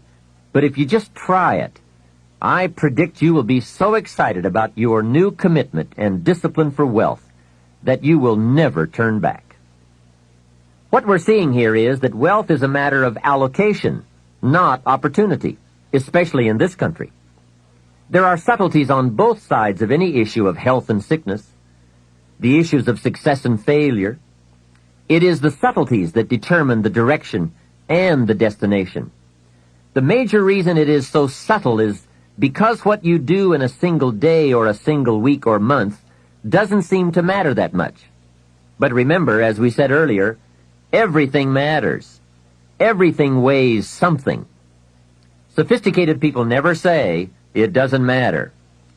If you spend or invest $5 today, it doesn't seem to matter much either way. You seem to be no richer or poorer at the end of the day. But it does make all the difference in the world as you save $5 every day, and the days accumulate into weeks and into months and into years. You see, it's the accumulated total of the allocation of each day that makes all the difference in the world, whether you become rich or poor, healthy or ill, successful or mediocre. Now back to Johnny. He is going to ask about his investment account, where he's putting 10 cents out of every dollar. What kind of interest do they pay kids? So you give him the blockbuster, same as adults. That will be almost unbelievable. At last he can be treated like an adult, getting that adult interest when you're only a kid. And one added note, just by working this part of the financial independence plan alone, by putting aside less than $200 a month, will make you a millionaire in 30 years. Remember, it's called the subtlety of wealth or poverty. What you do in one day doesn't seem to matter. But as all sophisticated kids and adults know, it is the accumulated days of proper allocation of your money that makes you wealthy. It is using the ideas we're discussing, coupled with the passing of a little time, that creates fortunes. Now, the passing of time is automatic, but using the ideas is a matter of your own discipline. Whether you want to or not, or whether you care or not, bottom line, it's all up to you. Let me give you the definition of rich and poor. It is brief, but I'm sure you will get the message. Here it is. Poor people spend their money and save what's left. And you guessed it already. Rich people save their money and spend what's left. Remember, it's the same money, just a different philosophy. If 20 years ago, two people each earned $1,000 a month, and they each had an average increase in income over the last 20 years, one had the philosophy, spend your money, save what's left, and the other had the philosophy, save your money and spend what's left. Today, 20 years later, we call one poor and the other rich. The difference was in philosophy. But I can't stress too much the subtlety of it all. At the end of a day or a week or a month, it doesn't seem to matter. A rich plan or a poor plan to an unsophisticated person. But to make wise decisions, we must all weigh a larger measure of the result. We don't just weigh a week. We weigh 5 years of weeks, 10 years of weeks, and let the weight of that measure determine the change in our weekly activity and commitment. Wise decisions for wealth and lifestyle come from the wise measure of results.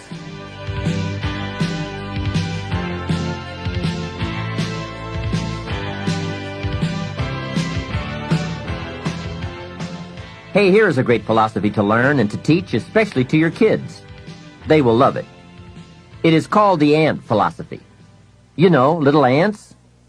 There's a Bible phrase that says, everyone, especially lazy people, should study ants. Ants are unique. Consider this. First, an ant will never quit. If he is headed somewhere, and you put your hand in his way, he will try to climb over, climb under, climb around. He keeps trying. If you let him go on his way, away he goes. And if you put something in his way again, he will try again to go over, under, around. And guess how long an ant will try? Answer, until he dies. So, an ant will never quit. What a philosophy. Next part of the ant philosophy. Guess what an ant has in the back of his mind all summer? Answer, winter. Ants prepare for winter all summer. How very bright. Now, some adults aren't that smart. They think summer all summer. That philosophy we call fatal. Now, here's another piece of ant philosophy. Question. How much will an ant gather in the summer to prepare for the winter? Answer, all he possibly can. That's it. The secret to the higher life. Doing all you